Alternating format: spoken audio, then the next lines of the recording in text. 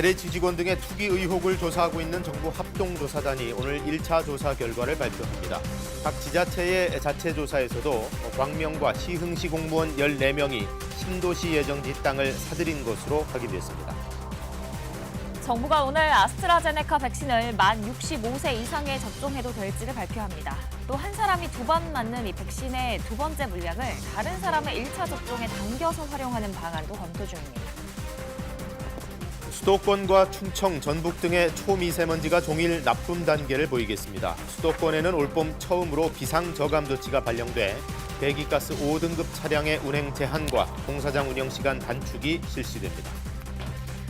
미국이 한미 방위비 협상 타결과 관련해 의미 있는 6년짜리 단연 협정이라며 기존 조건으로 1년간 연장한 일본과는 상황이 다르다고 밝혔습니다. 미 국방부 관계자는 북핵 위협에도 한미는 충분한 대응 능력을 갖추고 있다고 밝혔습니다. 국제올림픽위원회 IOC의 토마스 바흐 위원장이 연임에 성공했습니다. 바흐 위원장은 올해 도쿄올림픽이 열리는 건 기정사실이라며 문제는 운영 방식이라고 밝혔습니다. 여러분 안녕하십니까? 목요일 아침 뉴스광장 시작하겠습니다.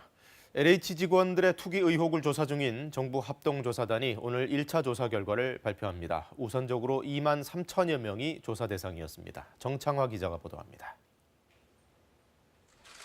1차 조사 결과 발표는 오늘 오후 2시 반, 사안의 중대성을 감안해 정세균 총리가 직접 할 예정입니다.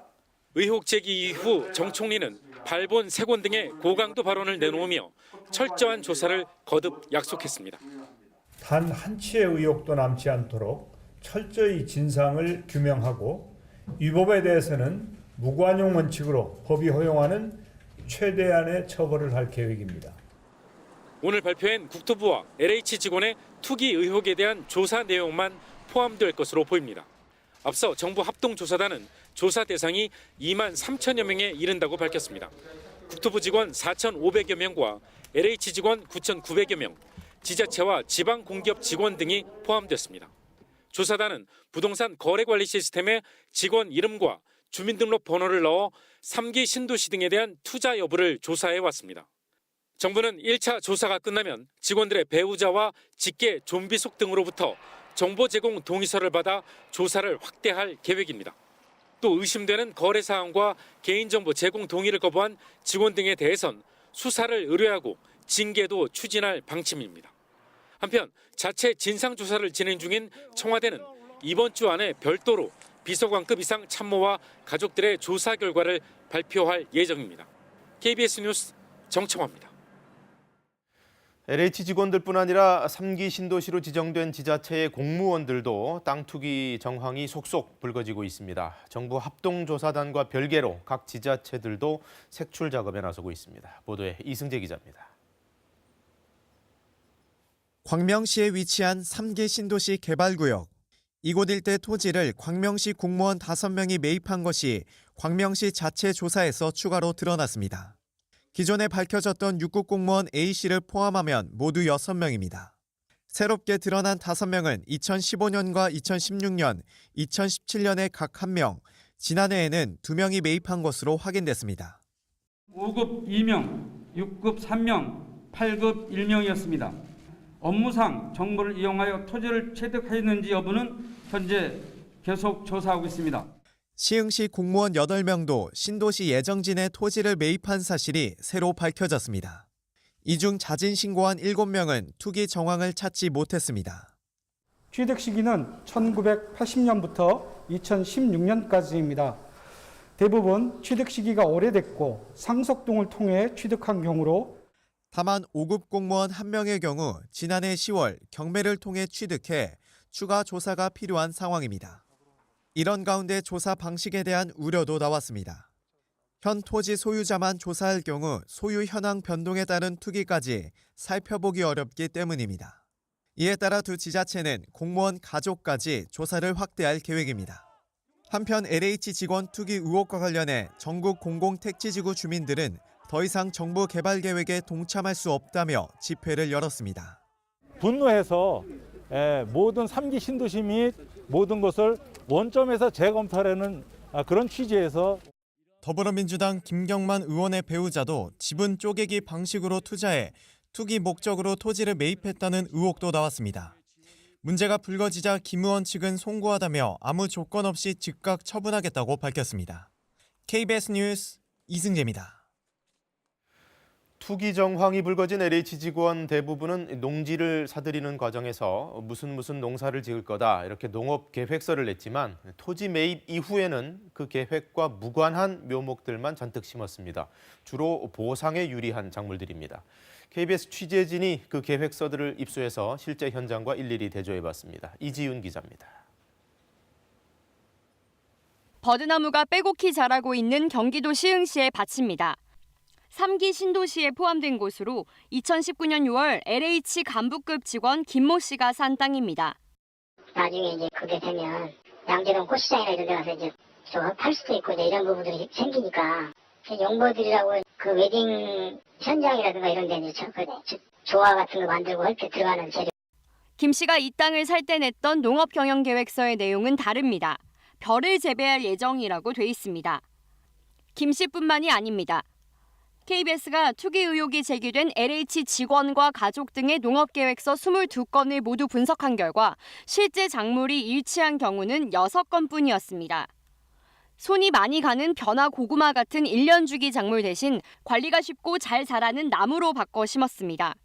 업계에서는 그중에서도 빨리 자라는 나무, 이른바 속성수를 심은 점에 주목하고 있습니다. 수목 보상비가 나무 이식비를 기준으로 책정돼 높이 빨리 자라는 나무일수록 유리할 수 있기 때문입니다. 수고라든지 아니면 근원직경이라고 해서 지표면하고 닿는 수간의 그 줄기의 직경, 그거에 따라서 가격 편차가 생기죠. 많이 생기죠. 하지만 계획서에 쓴 것과 다른 작물을 심었다고 해서 처벌로 이어지거나 농지 처분 대상이 되는 건 아닙니다. 불법 판단을 위해선 실제 농사 여부 등을 포함해 종합적인 고려가 필요하다는 게 농식품부 설명입니다. 가짜 계획서를 내도 어렵지 않게 농민이 될 수 있다는 얘기입니다. 진짜 농민들이 분노하는 것도 이 때문입니다. 하위법이 헌법을 위배할 뿐 아니라 영농 사실조차 추후에 확인하지 않고 있어 법이 도리어 농지를 돈 버는 투기의 대상으로 전락시키고 있다. 결국 농사보다는 보상을 노린 가짜 농부들이 끊임없이 땅에 몰려들 수 있는 문을 허술한 제도와 법 조항이 열어주고 있는 겁니다. KBS 뉴스 이지윤입니다. 문재인 대통령이 민주당에 공직자의 부동산 투기를 막을 제도 도입을 주문했습니다. 이사 부동산 공급 대책을 차질 없이 진행해달란 당부도 있었는데요. 당과 청와대는 변창흠 장관 경질론에는 선을 그었습니다. 김지숙 기자의 보도입니다. 공직자가 정보를 부당하게 이용해 부동산 투기를 하는 건 용납할 수 없는 비리 행위다. 다시 한번 엄정 대응을 강조한 문재인 대통령은 민주당에 이를 방지할 제도 마련을 당부했습니다. 특히 확실한 방지책이 마련된다면 전화위복의 기회가 될 수도 있다며 강조한 게 공직자의 사익 추구를 막을 이해충돌 방지법입니다. 공직자가 아예 오이밭에서 신발을 만지지 않도록 이해충돌을 방지하는 제도까지도 공감대를 넓혀주기 바랍니다. 당청은 이사 부동산 공급 대책은 차질 없이 추진하기로 했습니다. 3기 신도시 계획의 취소도 없을 거라고 확인했습니다. 공급을 하는 데 있어서 차질 없이 진행하겠다고 말씀을 드렸잖아요. 따라서 3기 신도시가 취소되는 경우는 없습니다. 변창흠 장관에 대해 민주당은 특히 당직자 한 사람이 부적절한 발언을 해 내부적으로 경고를 했다며 경질론에 선을 그었습니다. 매우 부적절했다라는 인식이 있었다는 점을 확실하게 말씀드립니다. 그 발언은 명백히 잘못된 발언입니다. 국민의힘 주호영 원내대표는 3기 신도시 사업 철회에 대해 신중한 입장을 밝혔습니다. 철회의 이익이 계속하는 것보다 훨씬 더 클 때만 가능한 일이지 어떻게 법적 안정성 없이 하려고 했던 것을 마음대로 취소하고 이러겠습니까? 국민의힘은 그러면서 대통령의 사과를 거듭 요구했습니다. 사과가 빠졌습니다. 그저 이사 공급 대책을 밀어붙이라는 하명만 있었을 뿐입니다. 또 변 장관 해임 건의안은 마지막 수단이라 좀 더 지켜보겠다고 밝혔습니다. KBS 뉴스 김지숙입니다. 찬바람이 물러나자 다시 미세먼지가 말썽입니다. 오늘도 서쪽을 중심으로 공기가 탁한 가운데 일부에서는 초미세먼지 농도가 매우 나쁨까지 치솟겠는데요. 수도권에는 올봄 들어 처음으로 미세먼지 비상저감 조치도 발령됐습니다. 이정훈 기상전문기자가 보도합니다. 북극 한파로 꽁꽁 얼어붙은 지난 겨울. 찬바람은 매서웠지만 미세먼지 걱정은 덜했습니다. 지난 겨울 전국 평균 초미세먼지 농도는 23 마이크로그램으로 전년 같은 기간보다 12% 줄었습니다. 2015년 전국에서 관측을 시작한 이후 가장 낮습니다. 고농도였던 일수도 많이 줄었습니다. 나쁨 이상인 날이 13일로 최근 3년 평균의 절반 수준으로 준 반면 좋음인 날은 2배 가까이 늘었습니다. 환경부는 미세먼지 계절관리제 실시와 코로나19로 인한 이동량 감소, 여기에 좋은 기상 여건도 작용했다고 분석했습니다. 계절관리제에서 추가 만톤 삭감으로 해서 한 28% 정도가 효과가 있다고 보시면 되겠고, 아까 말씀드린 대로 기상적인 요인도 좀 있고. 찬바람이 불면서 오염물질이 쌓이기도 전에 흩어졌다는 겁니다. 하지만 지난달 중순부터 바람이 점차 약해지더니 어제 서울의 풍속은 초속 2m도 안 됐습니다. 이렇게 대기가 안정되면서 어제 서울 시내는 안개와 먼지가 뒤섞여 온통 희뿌연 하루였습니다. 오늘도 수도권과 충청, 전북 지역은 종일 초미세먼지가 나쁨 단계를 보이겠고 수도권 일부 지역에선 매우 나쁨 단계까지 높아질 걸로 보입니다. 고농도 미세먼지띠는 이번 주 내내 서쪽 지역을 맴돌 것으로 예측됐습니다. 대기 정체와 구개입으로 다음 주 월요일까지는 수도권과 충청권을 중심으로 해서 농도가 높겠습니다. 수도권에는 올봄 첫 비상저감 조치가 발령돼 오늘부터 배기가스 5등급 차량의 운행 제한과 공사장 운영 시간 단축이 실시되며 이 조치는 오늘 상황에 따라 더 연장될 수도 있습니다. KBS 뉴스 이정훈입니다. 네, 이어서 국내 코로나19 현황 정리해드립니다. 1일 확진자 수는 이틀 연속 400명대를 기록했고 백신 누적 접종자 수는 이제 40만 명대입니다. 정부는 오늘 아스트라제네카 백신의 접종 대상을 65살 이상으로 확대할지에 대한 결론을 발표합니다. 취재기자 연결하겠습니다. 이지은 기자, 먼저 환자 통계부터 정리해 주시죠. 네, 어제 0시 기준 코로나19 신규 확진자는 470명입니다. 국내 발생 452명, 해외 발생 18명인데요. 경기 199명, 서울 132명, 인천 24명 등입니다. 경기 안성 축산물 공판장과 의정부시 병원, 충북 제천시 사우나 등 집단 감염이 발생한 곳에서 추가 확진자가 나왔습니다. 위중증 환자는 5명 줄어 123명으로 집계됐고 사망자는 3명 늘어 누적 사망자는 1,648명으로 나타났습니다. 네, 백신 접종 현황도 알아볼까요? 네, 어제 0시 기준 코로나19 백신 접종자는 6만 662명, 누적은 44만 6천여 명입니다. 접종 후 이상 반응 신규 신고 건수는 935건이고 대부분 근육통 등 경증입니다.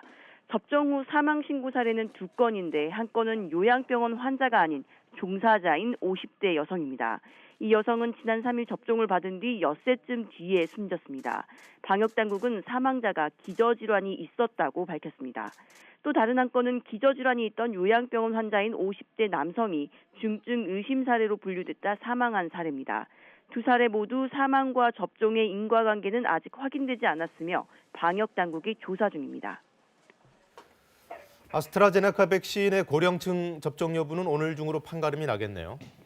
네, 정부는 아스트라제네카 백신의 65살 이상 접종 여부에 대한 예방접종 전문위원회의 논의 결과를 오늘 발표합니다. 아스트라제네카 백신은 65살 이상 고령층의 효과성과 관련한 임상시험 자료가 부족해 논란이 됐고 고령층 접종을 보류 중인데요. 최근 영국 등에서 고령층에도 효과가 있다는 데이터가 쌓여 정부가 접종 대상 확대 여부를 어제 논의했습니다. 방역당국은 공익 목적을 가지고 3개월 안팎 단기 일정으로 해외에 나가는 사람들은 오는 17일부터 신청을 받아 백신을 먼저 접종해주겠다고 밝혔습니다.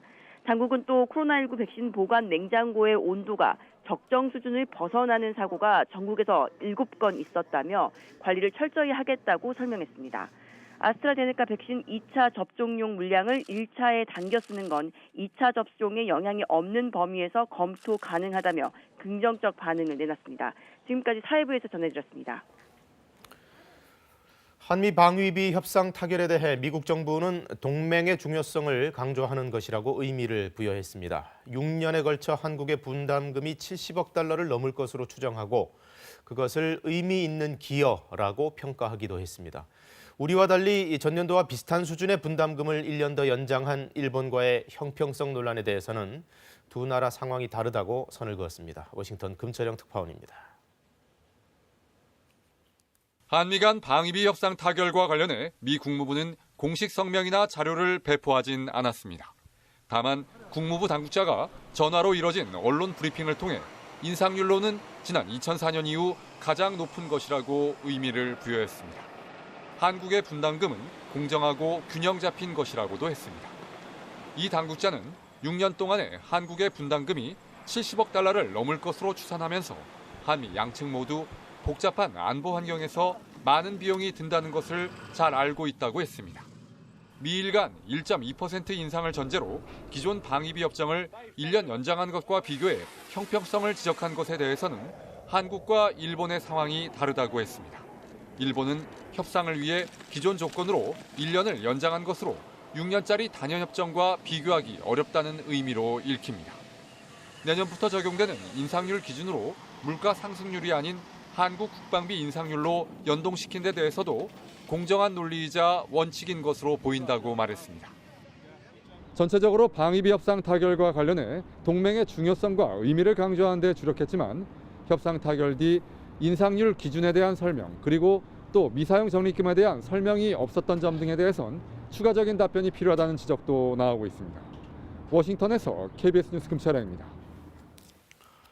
새로 출범한 미국 국방부가 핵 개발을 계속하는 북한을 여전한 위협으로 규정하면서도 한미 양국은 완벽한 대응 체계를 갖추고 있다고 강조했습니다. 중국을 향해서는 대북 제재에 있어 적극적인 역할을 주문했고 조만간 미중 간의 고위급 회동도 가질 예정입니다. 워싱턴 김기현 특파원입니다. 북한이 핵과 미사일 개발을 중단했다는 징후는 아직까지 발견하지 못했다고 미 국방당국이 밝혔습니다. 미 하원 청문회에 출석한 데이비드 헬비 미 국방부 인도태평양 안보 수석 부차관보는 이 같은 인식을 바탕으로 북한을 지역 안보에 중대한 위협으로 규정했습니다. North Korea's continued pursuit of weapons of mass destruction and ballistic missile programs constitutes an extraordinary threat to the United States and our allies and partners in the region. 특히 북한이 지난 1월 열병식 당시 잠수함 발사 탄도미사일 등 신형 무기를 선보인 것은 지속적인 개발 의지를 강조한 것으로 해석했습니다. 다만 이 같은 위협에도 불구하고 한미 연합전력은 충분한 대응 능력을 갖추고 있다고 설명했습니다. We will continue to ensure a strong and effective deterrence posture so that Pyongyang never misjudges our role. 미국이 유력한 압박책으로 삼고 있는 대북 제재와 관련해선 완전한 이행을 위해 중국이 적극 나서줄 것을 촉구했습니다. 그러면서 중국 연안 해상에서 많은 불법 무역이 발생하고 있다고 지적했습니다. 이런 가운데 미중 고위 당국자 간 회동이 예정됐다는 사실을 미국 정부가 공식화했습니다. The National Security Advisor Jake Sullivan will come out there as well, and we plan to meet with Director Yang Jiechi and State Councilor Wang Yi from China. Following that trip. 현지 시간 오는 18일 알래스카에서 열리는 미중 간 고위급 회동은 바이든 정부 들어 처음으로 열리는 만남인 만큼 대화 활성화 또는 대립구도 심화의 중대 분수령이 될 전망입니다. 워싱턴에서 KBS 뉴스 김기현입니다. 국제올림픽위원회 IOC의 토마스 바흐 위원장이 연임에 성공했습니다. 바흐 위원장은 올 7월 도쿄올림픽 개최는 의심할 여지가 없는 사실이라고 강조하면서 운영 방식에는 변화가 있을 거라고 밝혔습니다. 파리에서 유원준 기자가 보도합니다. 그리스 아테네에서 열릴 예정이었던 137자 IOC 총회는 코로나19 때문에 화상으로 개최됐습니다. 이번 총회는 토마스 바흐 위원장을 2025년까지 연임시키기로 확정했습니다. 바흐 위원장은 연임 첫 일성으로 도쿄올림픽 개최를 다시 한번 확인했습니다. And at this moment, we have no reason to doubt that the opening ceremony will take place on 23rd of July. 바흐 위원장은 지난해 9월 이후 약 270개 월드컵 예선전과 세계 선수권 대회가 열렸고 20만 건 이상 코로나19 검사를 실시했다면서 운동 경기가 바이러스의 전파자가 되지 않았다고 강조했습니다. 그러나 많은 경기가 무관중으로 열렸던 것처럼 도쿄올림픽 경기 방식에 변화가 있을 것임을 예고했습니다. The question is not whether. The question is how these Olympic Games will take place. Therefore, our efforts are focused on how to address COVID-19. 최근 일본 언론들은 일본 정부가 도쿄올림픽 때 해외 관중을 받지 않기로 결정했다고 보도한 바 있습니다. 따라서 IOC와 도쿄올림픽 조직위원회는 무관중 경기의 세부 방안과 선수 건강, 방역 대책에 대한 추가 대책을 조만간 발표할 것으로 보입니다. 파리에서 KBS 뉴스 유원중입니다. 이재용 삼성전자 부회장이 프로포폴을 투약했다는 또 다른 의혹이 제기돼 경찰이 수사하고 있습니다. 경기 남부경찰청 마약범죄수사계는 현재 관련 혐의를 수사 중이라고 밝혔습니다. 경찰은 프로포폴 불법 투약 첩보가 접수된 서울의 한 성형외과를 지난해 압수수색했고 이 부회장이 불법 투약을 했는지 모발 등을 분석하고 있는 것으로 전해졌습니다. 이와 관련해 삼성전자 측은 시술 과정에서 합법적인 처치 외에 불법 투약은 없었다며 관련 혐의를 부인했습니다. 미얀마에서는 아웅산 수치 고문의 정당인 민주주의 민족동맹 간부들이 수감 중에 잇따라 숨졌습니다. 폭행 흔적이 있다는 주장이 나왔는데요. 미얀마 시민들은 말 그대로 목숨을 건 시위를 이어가고 있습니다. 방콕에서 김원장 특파원이 보도합니다. 목숨을 건 시위는 계속됐습니다. 쫓고 쫓기는 사이에 경찰 총격에 의한 사상자는 계속 늘어납니다. 시민을 향한 사격을 거부하고 인도로 탈출한 한 미얀마 경찰은 공식적으로 발포 명령이 내려졌다고 밝혔습니다.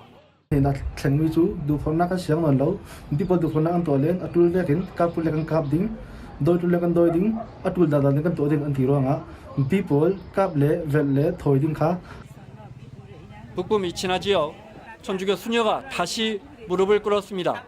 건너편 경찰 지휘관도 따라 무릎을 꿇었습니다. 하지만 몇 시간 지나지 않아 경찰이 시위대를 향해 발포했고 현장에서 시위대 2명이 숨졌습니다. 한밤중 무장 군인들이 들이닥쳤습니다.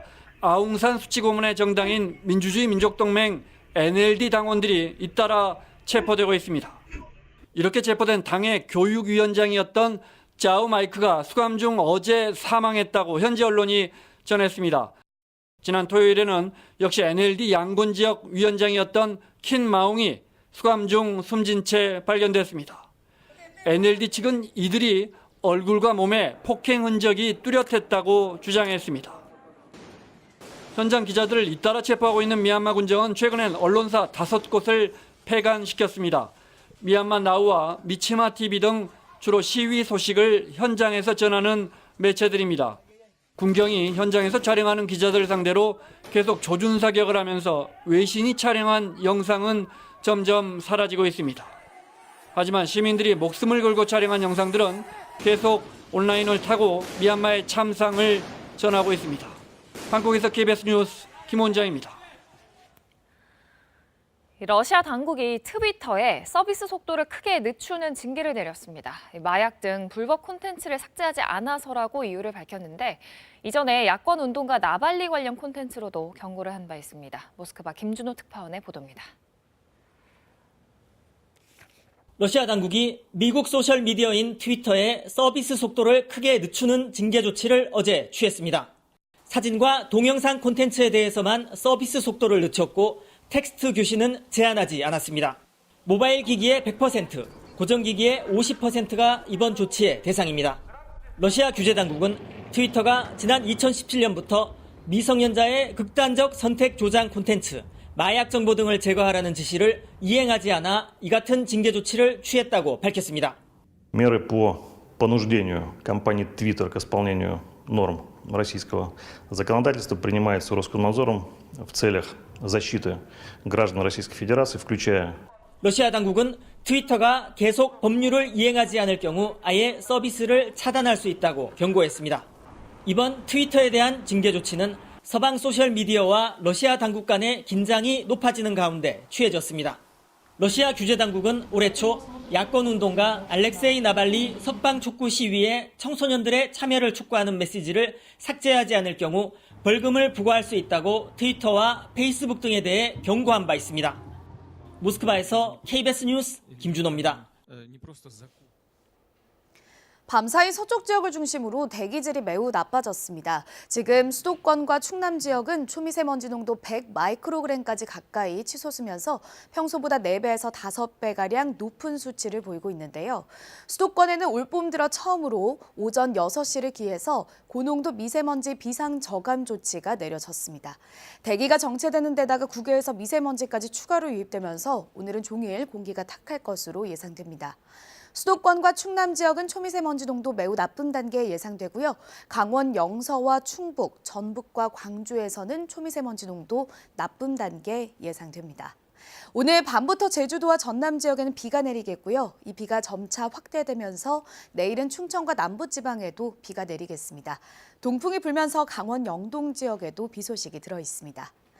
지금 서쪽 지역은 먼지와 안개가 뒤엉켜서 가시거리가 짧습니다. 낮 동안에도 연무가 끼면서 하늘이 부연 곳이 많겠습니다. 현재 기온 살펴보겠습니다. 어제보다 1도에서 3도가량 기온이 높습니다. 서울 4.8도, 대구 1.8도, 여수는 7.6도 가리키고 있고요. 한낮에는 서울 16도, 강릉 19도, 대전 17도, 광주 18도, 부산 16도로 어제와 기온이 비슷하겠습니다. 바다의 물결은 제주와 남해상에서 최고 2.5m로 약간 높게 일겠습니다. 오늘 밤부터 내일 오전 사이 제주도와 남부지방을 중심으로는 강한 비가 쏟아지겠습니다. 날씨 정보 전해드렸습니다. LH 직원들이 경기도 광명 시흥의 땅을 집중적으로 사들인 시기에 그들 말고도 여러 사람이 이 매입 행렬에 뛰어든 것으로 보입니다. 비슷한 시점에 해당 지역 토지 거래량이 전반적으로 아주 급증했습니다. 결국 개발 정보가 광범위하게 사전 유출됐던 것 아니냐 하는 추론이 가능한 대목입니다. 조혜진 기자의 취재입니다. 경찰 수사를 받고 있는 LH 직원들은 지난해 6월 광명 시흥 땅을 집중적으로 구입했습니다. 지금까지 확인된 2만여 제곱미터 중 5천 제곱미터를 그 시기에 사들였습니다. 근처 부동산에서도 6월을 가장 바빴던 달로 기억하고 있습니다. 작년 6월부터 바짝 들었어요. 이 지역이 평당 120에서 130 갔었어요. 이게 얼마에 팔려면 165만 원.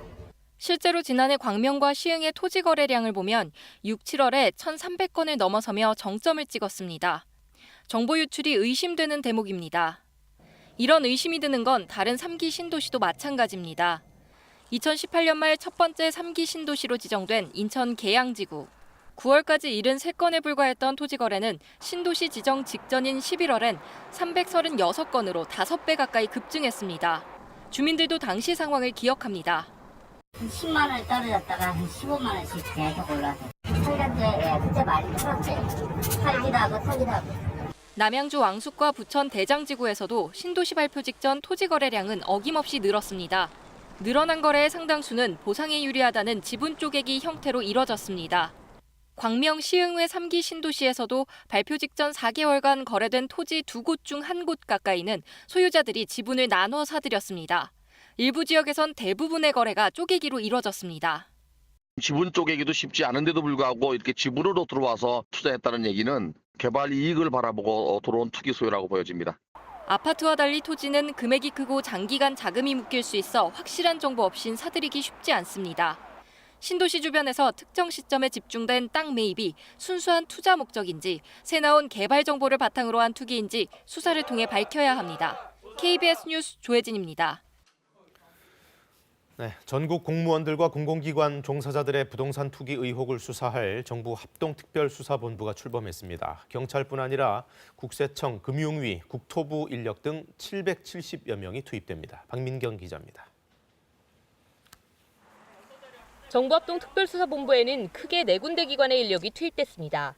가장 많은 인력이 투입된 경찰은 이번 사건을 맡은 경기남부청 등 3개 시도경찰청뿐 아니라 경찰청 국가수사본부와 나머지 15개 시도경찰청에서 차출된 수사 인력 680명을 배치했습니다. 여기에 국세청과 금융위, 국토부 인력을 포함해 합수부는 모두 770명 규모로 꾸려졌습니다.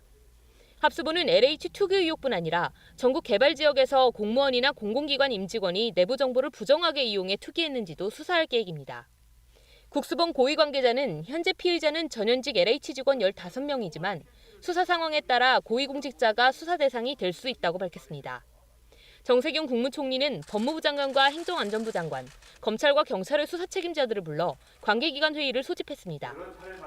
수사권 조정 이후 처음으로 맞은 대형 사건인 만큼 검찰과 경찰의 협력을 강조했습니다. 조사와 수사, 기소와 공소 유지라는 사법 처리 전 과정이 한치의 빈틈도 없이 진행되어야 합니다. 이에 따라 검찰과 경찰은 대검찰청과 국가수사본부를 기점으로 각급 기관별 협의체를 구성해 수시로 공조회의를 열기로 하고 우선 오늘 오전 대검찰청과 국가수사본부 간의 수사기관 실무협의회를 갖기로 했습니다. 법무부는 또 현재 기초조사를 진행 중인 총리실 정부합동조사단에 부동산 수사 전문 검사 1명을 추가로 파견하기로 했습니다. KBS 뉴스 박민경입니다. 강원도 평창군 진부면에서 코로나19 연쇄 감염이 발생해 이틀 동안 40명 가까운 확진자가 나왔습니다. 이 마을 전체 주민이 8천여 명에 불과한 점을 감안하면 대단히 높은 비율입니다. 관공서들이 문을 닫았고 학생들의 등교도 중단됐습니다. 박성은 기자의 보도입니다. 평창군 진부면 사무소가 문을 닫았습니다. 직원 1명이 코로나19 양성 판정을 받아 건물이 폐쇄됐습니다. 이곳을 포함해 평창 진부면에 있는 공공시설 19군데가 임시 폐쇄됐습니다. 또 진부면 내 초중 고등학교는 등교 수업을 중단하고 비대면 온라인으로 수업하고 있습니다. 어린이집도 휴원에 들어갔습니다. 코로나 확산을 막기 위해 긴급 방역 조치가 내려진 것입니다. 방 안에 들어앉기가 아주 갑갑하고 밖에 나오니 안 되고 어려운 상황이 이만저만 아니죠. 방역당국은 진부면 연쇄 감염을 일으킨 역내 첫 확진자가 서울 강동구에서 온 것으로 보고 있습니다. 서울 확진자가 지난달 26일 부모님의 병문안을 와 닷새 동안 진부면에 머물렀던 이때를 연쇄 감염의 연결고리로 추정합니다. 서울 방문자가 확진된 이후 주민들이 진단검사를 실시한 결과 최근 이틀 동안 연이어 하루에 10여 명에서 20여 명씩 신규 확진자가 나오고 있습니다. 이에 따라 평창군은 진부면에 임시선별진료소를 설치하고 이달 12일까지 이 지역 주민 8,700여 명 모두가 진단검사를 받도록 할 계획입니다. 유동인구가 많은 진부면과 대관령면, 용평면의 생활 반경에서 지역 감염이 매우 우려되는 평창군은 특히 확진자와 접촉했거나 감염 의심 증상이 있는 주민들이 먼저 검사를 받아달라고 요청했습니다. KBS 뉴스 박성훈입니다. 미국 바이든 행정부의 국무장관과 국방장관이 첫 해외 순방으로 다음 주 한국과 일본을 방문합니다. 우리 외교 국방장관과 2+2 회담을 할 예정인데 한미 동맹과 한반도 문제가 폭넓게 논의될 것으로 보입니다. 유동엽 기자의 보도입니다. 토니 블링컨 미 국무장관과 로이드 오스틴 미 국방장관이 다음 주 수요일 한국을 방문합니다. 바이든 정부 출범 이후 두 장관의 첫 해외 순방 일정으로 일본을 거쳐 한국에 도착합니다. 블링컨, 오스틴 장관은 방한 첫날 각각 정의용 외교장관, 서우 국방장관과 회담하고 이틀째에는 한미 양국의 외교 국방장관이 한자리에 모이는 2+2 회담이 열립니다. 한미 2+2 회담은 트럼프 시절 중단돼 2016년 이후 5년 만에 열리는 것으로 우선 한미 동맹과 코로나 대응 등이 주요 의제가 될 것으로 보입니다. 바이든 행정부가 대북 정책을 수립하는 시기라는 점에서 한반도 문제가 어떻게 다뤄질지도 관심입니다. 또 미국의 두 장관이 일본과 한국을 차례로 찾는 만큼 한미일 삼각 공조 방안도 논의될 전망입니다. 미국으로서는 한미일 동맹을 강조하고 대중국 견제에 한국이 참여할 것을 요구할 가능성이 높습니다. 특히 중국 견제를 위해 미국이 주도하고 일본과 인도, 호주가 참여하는 쿼드 정상회의가 내일 열릴 예정이어서 이 후속 논의가 다음 주 서울에서 이뤄질 것이라는 관측도 나옵니다. KBS 뉴스 유동엽입니다. 올해 우리가 부담하는 주한미군 주둔 비용 1조 1,833억 원으로 정해졌습니다. 지난해와 비교해서 13.9%가 한 번에 늘었고 2025년까지 매년 국방비 증가율에 맞춰서 분담금이 오를 예정이라서 부담이 만만치 않은데요. 강푸른 기자의 보도입니다. 이번 방위비 분담금 협정은 2025년까지 적용됩니다. 협상이 멈췄던 지난해분 분담금은 동결하고 새 협정이 처음 적용되는 올해엔 1조 1,833억 원을 냅니다. 지난해와 비교하면 13.9%가 올랐습니다. 지난해 국방비 증가율과 한국인 근로자의 인건비에 쓰는 비중을 확대하면서 예외적으로 생긴 증가율이라는 게 정부 설명입니다. 내년부터는 국방비 증가율에 맞춰 분담금을 올립니다. 국방부는 2025년까지 평균 국방비 증가율을 6.1%로 내다봤는데 이대로만 계산해도 마지막 해 분담금은 1조 5천억 원에 육박합니다. 6년짜리 협정이라 매년 협상을 하느라 갈등을 빚을 필요가 없게 된 건 성과지만 국방비 증가율이 기준이 되면서 총액이 커진 건 부담입니다. 오바마 행정부 당시 물가 상승률을 반영하고 이마저도 4%를 넘지 않게 상한선을 뒀던 것과 대조적입니다. 국방비 증가율은 우리의 재정 능력과 국방력을 반영하고 국회 심의를 통해 확정되며 국민 누구나 확인 가능하다는 점에서 신뢰할 만한 합리적인 기준입니다. 정부가 성과로 보는 건 제도 개선입니다. 지난해처럼 협정 공백이 생겨도 전년도 수준의 인건비를 지급할 수 있게 규정을 만들어 무급휴직 사태를 원천 차단했다는 겁니다. 협정은 가서명과 대통령 재가 등을 거쳐 공식 서명 절차를 밟게 됩니다. 한미 동맹 복원의 상징 차원에서 오는 17일 미국 국무, 국방장관의 방한 때 양국이 공식 서명 절차를 밟을 것으로 보입니다. KBS 뉴스 강푸른입니다. 앞으로 공무나 중요한 경제활동 등 필수 목적으로 출국하는 사람들은 코로나19 백신을 맞을 수 있습니다. 정부가 출국자 안전뿐 아니라 해외 바이러스 유입을 막기 위해 내린 결정인데요. 어떤 경우가 해당되는지 설명을 들어보시죠. 필수적인 공무 또는 중요한 경제활동으로 인해 출국하는 경우 해외 출국 전에 예방접종이 가능하도록 적용 가능한 절차를 마련하였습니다. 대상은 공무상 출장, 해외 파병, 재외 공간 파견 등 국익과 직결되는 업무를 수행하기 위한 출국의 경우입니다. 또한 중요한 경제활동이나 공익 목적인 경우도 단기 국외 방문 시 접종이 가능합니다. 본 예방접종은 소관부처 등을 통해 3월 17일부터 신청이 가능하고 소관부처와 질병관리청의 승인을 거쳐야 합니다. 접종이 승인되면 관할 보건소 및 접종 기관을 통해 접종이 가능합니다. 접종 완료자는 예방접종 도우미 누리집 또는 정부 24 시스템을 통해 국문과 영문 증명서를 온라인으로 발급받을 수 있습니다. 지금 현재 공급되어 있는 화이자 아스트라제네카 2개 백신이고 추후에 백신이 또 더 다른 종류의 백신이 들어올 것이기 때문에 그런 부분과 관련되어서는 질병청에서 총괄적으로 해서 안내를 드릴 수 있을 것 같습니다. 거리두기 개편과 관련되어서는 최종적으로 지금 확정되지 않았고 계속해서 의견 수렴받고 논의를 통해서 최종안을 만들어가고 있는 과정에 있습니다. 등교 수업과 관련되어서는 지금까지 교육부와 그다음에 질병관리청 그리고 교육청을 중심으로 해서 계속해서 논의가 이루어져 왔고 지금 현재도 이 세 개 기관을 중심으로 해서 등교 수업과 관련된 논의들이 이루어지고 있습니다. 코로나19 치료 이외에 의료나 돌봄 지원이 필요한 환자를 위한 특수환자 병상을 확충하고 있습니다. 노인전담 요양병원의 경우 8개 시도에 9개소를 지정하여 운영하고 있습니다. 정신질환자 전담병원의 경우 국립정신건강센터 등 8개 병원에 400여 병상을, 장애인 병상은 국립재활원 10병상이 활용 가능하고 상황에 따라 최대 23병상까지 활용 가능합니다. 요양병원과 요양시설에 계신 어르신들께서 몇 달 만에 그리운 가족을 만날 수 있게 되었습니다.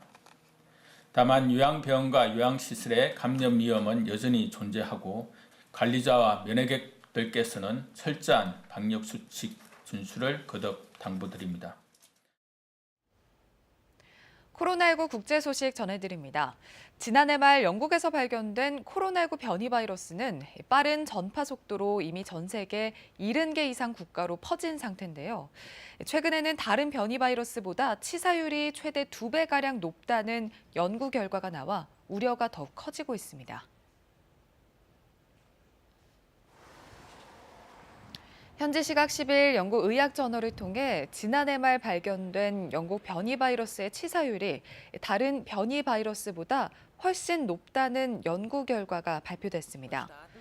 영국 엑시터 대학 등이 공동 주도한 이 연구에 따르면 영국 변이 바이러스에 감염된 약 5만 5천 명 중 227명이 사망했고 다른 변이 바이러스는 같은 규모의 모집단 조사에서 141명의 사망자가 발생한 것으로 나타났는데요. 연구진은 이를 토대로 영국 변이 바이러스의 치사율이 다른 변이에 비해 최소 1.3배에서 최대 2배 높다고 분석했습니다. 아울러 감염률 역시 기존 코로나19 바이러스보다 40에서 70% 더 높다고 본다며 빠른 전파력에다 치사율까지 높은 영국 변이 바이러스의 위협을 심각하게 받아들여야 한다고 강조했습니다. 유럽연합과 영국이 코로나19 백신 수출을 두고 다시 마찰을 빚고 있습니다. 지난 9일 사르 미셸 EU 정상회의 상임의장은 성명을 통해 영국과 미국이 자국 영토에서 생산되는 코로나19 백신과 백신 재료의 수출을 전면 금지하고 있다고 주장했습니다. 이에 영국 정부는 즉각 반박에 나섰는데요. 보리스 존슨 영국 총리는 의회에서 우리는 수출을 막은 적이 없으며 모든 형태의 백신 국수주의를 반대한다고 밝혔습니다. 또한 도미닉 라브 영국 외무장관도 미셸 의장의 주장은 거짓이며 비방을 멈출 것을 당부했습니다. 유럽연합과 영국이 백신 수출과 관련해 갈등을 빚은 건 이번이 처음이 아닌데요. 지난 1월 말 영국 런던에 본사를 둔 제약사 아스트라제네카가 생산시설 차질 등으로 백신 공급 지연을 발표하자 유럽연합은 백신 계약을 이행하라고 압박하며 유럽 내에서 생산된 백신의 영국 수출을 차단하겠다고 경고한 바 있습니다. 인구 대비 코로나19 확진자 수가 한때 세계 최다 수준을 기록하던 칠레가 최근에는 이스라엘을 제치고 백신 접종 속도 세계 1위를 기록해 눈길을 끌고 있습니다. 중남미 국가 칠레가 코로나19 백신 접종 속도에서 이스라엘을 제치고 세계 1위에 올라섰습니다. 영국 옥스퍼드대가 운영하는 국제 통계 사이트에 따르면 지난 8일 기준으로 일주일 동안 칠레에선 하루 평균 인구 100명당 1.08회분의 백신을 접종해 1.03회분인 이스라엘을 앞섰습니다. 또한 누적 백신 투여량은 인구의 약 26%로 전 세계에서 이스라엘, 아랍에미리트, 영국, 바레인, 미국 다음으로 높았습니다. 당초 칠레는 지난해 12월 말부터 화이자 백신을 들여와 접종을 개시했지만 물량이 충분치 않은 탓에 초반 접종 속도는 상당히 더뎠는데요. 그러던 지난달 초 중국의 시노백 백신을 대량으로 확보하고 정부의 발빠른 접종 계획에 여론이 긍정적으로 반응하면서 속도가 붙기 시작했습니다. 최근에는 남미 에콰도르와 파라과이에 각각 시노백 백신 2만 회 분량을 기증하기도 했습니다. 지금까지 코로나19 국제 소식이었습니다. 이어서 코로나19 국내 소식 전해드립니다. 첫 번째 내용은요, 최근 발생한 온라인 수업의 문제 해결을 위한 서버 증설입니다. 교육부가 원격 수업 접속 지연에 사과하고 다음 주까지는 시스템을 안정화하겠다고 밝혔습니다. 이를 위해 EBS 온라인 클래스의 서버를 기존 12대에서 36대로 3배 증설했다고 말했습니다. 또 기술진 60여 명, 콜센터 상담 인원은 45명으로 늘렸습니다. 양방향 화상 수업이 원활히 이루어질 수 있도록 학생 출결과 진도율, 학습 이력 확인, 동영상 공유 등의 기능은 조속히 보완하겠다고 덧붙였습니다. 교육부는 오류가 발생할 경우 교사들과의 실시간 소통으로 신속히 조치하고 있다며 원격 수업 안정화를 지속적으로 추진하겠다고 말했습니다. 다음 키워드 보겠습니다. 집합금지 제한업종에 2천억 원. 중소벤처기업진흥공단이 코로나19 방역 조치 강화에 따른 집합금지 제한업종에 긴급 경영 안정자금으로 2천억 원을 지원한다고 밝혔습니다. 지원 대상은 집합금지 제한업종 가운데 유흥주점과 콜라텍을 제외한 상시 근로자 5인 이상의 중소기업입니다. 집합금지 업종은 학원, 노래방, 헬스장 등 11종, 집합 제한업종은 식당, 카페, PC방 등 9종입니다. 기업당 융자 한도는 10억 원으로 연 1.9%의 고정금리가 적용되며 2년 거치 3년 분할 상환해야 합니다. 자세한 상황은 기관 홈페이지나 전국 32개 지역 본부로 문의하면 됩니다. 마지막 키워드 보시죠. 백화점 더 현대서울 고강도 특별관리. 최근 인파가 많이 몰리고 있는 서울 여의도의 더 현대서울 백화점을 대상으로 담당 구청이 고강도 특별관리를 하고 있다고 밝혔습니다. 영등포구는 3월 한 달 주말 동안 백화점 방문 고객을 대상으로 차량 2부제를 시행하기로 백화점 측과 협의했습니다. 또 백화점 내에 거리 두기를 위한 조치도 시행합니다. 인기 매장에는 방문 예약 시스템을 도입하고 승강기의 탑승 정원도 40%가량 줄입니다. 또한 출입구와 연결 통로의 혼잡 상황을 실시간으로 안내하고 백화점의 자체 기준 초과 시 추가 입장을 제한합니다. 또 방역 수칙 준수 여부에 대한 지도 점검도 강화합니다. 영등포구는 지난 주말 30여 명의 직원을 투입해 이용객 거리 두기, 칸막이 설치, 에스컬레이터 띄어타기 안내 등에 대한 점검을 진행했으며 거리 두기가 힘든 경우에는 층별 매니저를 통해 즉시 바로잡았다고 밝혔습니다. 지금까지 코로나19 Q&A였습니다. 이명박 정부 당시 4대강 사업에 반대하다가 국가정보원으로부터 사찰을 당했던 환경단체들이 얼마 전에 국정원을 상대로 정보 공개를 청구했죠. 그 결과가 일부 공개됐습니다. 국정원이 공개한 이 사찰 문건의 원문을 보니까 논란이 되었던 박형준 부산시장 후보가 연루된 대목이 있었습니다. 먼저 고아름 기자가 보여드립니다. 이번에 국정원이 공개한 문건은 모두 8건, 107페이지 분량입니다. 이명박 정부 때인 2008년 12월부터 2010년 6월 사이 국정원 국책사업팀, 융합전략팀 등이 작성해 청와대에 보고한 문건들입니다. 4대강 살리기 반대 세력 연대 움직임의 선제 대응이란 제목의 보고서. 2009년 1월 청와대 민정의 요청으로 작성됐습니다. 미국산 소고기 수입 반대 촛불 사태를 반면 교사로 삼아야 한다며 4대강 사업 반대 단체들의 활동을 무마시키기 위한 대응 방안을 담았습니다. 환경단체에 대해선 기업체 후원금 모금을 차단하고 종교계 인사들의 정치적 성향을 부각시키는 등 단체별 맞춤 전략을 제안합니다. 이에 더해 국정원이 핵심 인사의 취약점을 발굴해 초동 단계부터 반대 활동을 제어하는 등 4대강 사업이 원만히 진행되도록 지원하겠다고도 밝힙니다. 이 문건은 정무, 민정, 국정기획수석과 0-0, 1-0으로 지칭된 누군가에게 배포됐다고 명시됐습니다. 4대강 사업에 반대하는 환경단체 회원과 교수들에 대한 구체적인 사찰 내용도 확인됐습니다. 환경단체 핵심 인물 20명에 대한 신원 정리 자료, 본적과 학력을 비롯해 공개되지 않은 가족관계와 전과 기록까지 언급됐습니다. 박형준 후보가 등장하는 문건도 2건 확인됩니다. 4대강 사업 반대단체 현황과 주요 반대인물 관리 방안 2 문건은 청와대 홍보기획관 요청으로 작성됐다고 나옵니다. 당시 홍보기획관은 박 후보였습니다. 정보 동향 비리 정보를 파악하는 거. 이거는 국정원의 권한을 완전히 넘어서는 거예요. 4대강 사업 반대단체에 대한 탄압, 사찰, 공작이 있었다는 내용이 구체적으로 이제 입증이 된 거죠. 피해 단체들은 앞으로 추가 정보 공개 청구를 통해 불법 사찰 자료를 더 받아낼 계획이라고 밝혔습니다. KBS 뉴스 고아름입니다. 그동안 박형준 후보는 국정원 사찰 문건을 본 적도 보고받은 적도 없다고 주장해왔습니다. 그런데 앞서 보신 대로 사찰 문건 일부에는 당시 박 후보의 직함이었던 청와대 홍보기획관의 요청 사항이라는 대목이 나옵니다. 해당 문건은 환경단체뿐 아니라 종교계, 학계 등 각계 인사들에 대한 전방위적인 사찰 정황을 담고 있습니다. 이어서 홍진아 기자가 보도합니다. 4대강 사업 주요 반대 인물 및 관리 방안이라는 제목의 문건입니다. 제목 위에 2009년 7월 8일 청와대 홍보기획관 요청사항이라고 적혀 있고 2009년 7월 16일 문건이 작성됐습니다. 박형준 후보가 홍보기획관으로 재직하던 때입니다.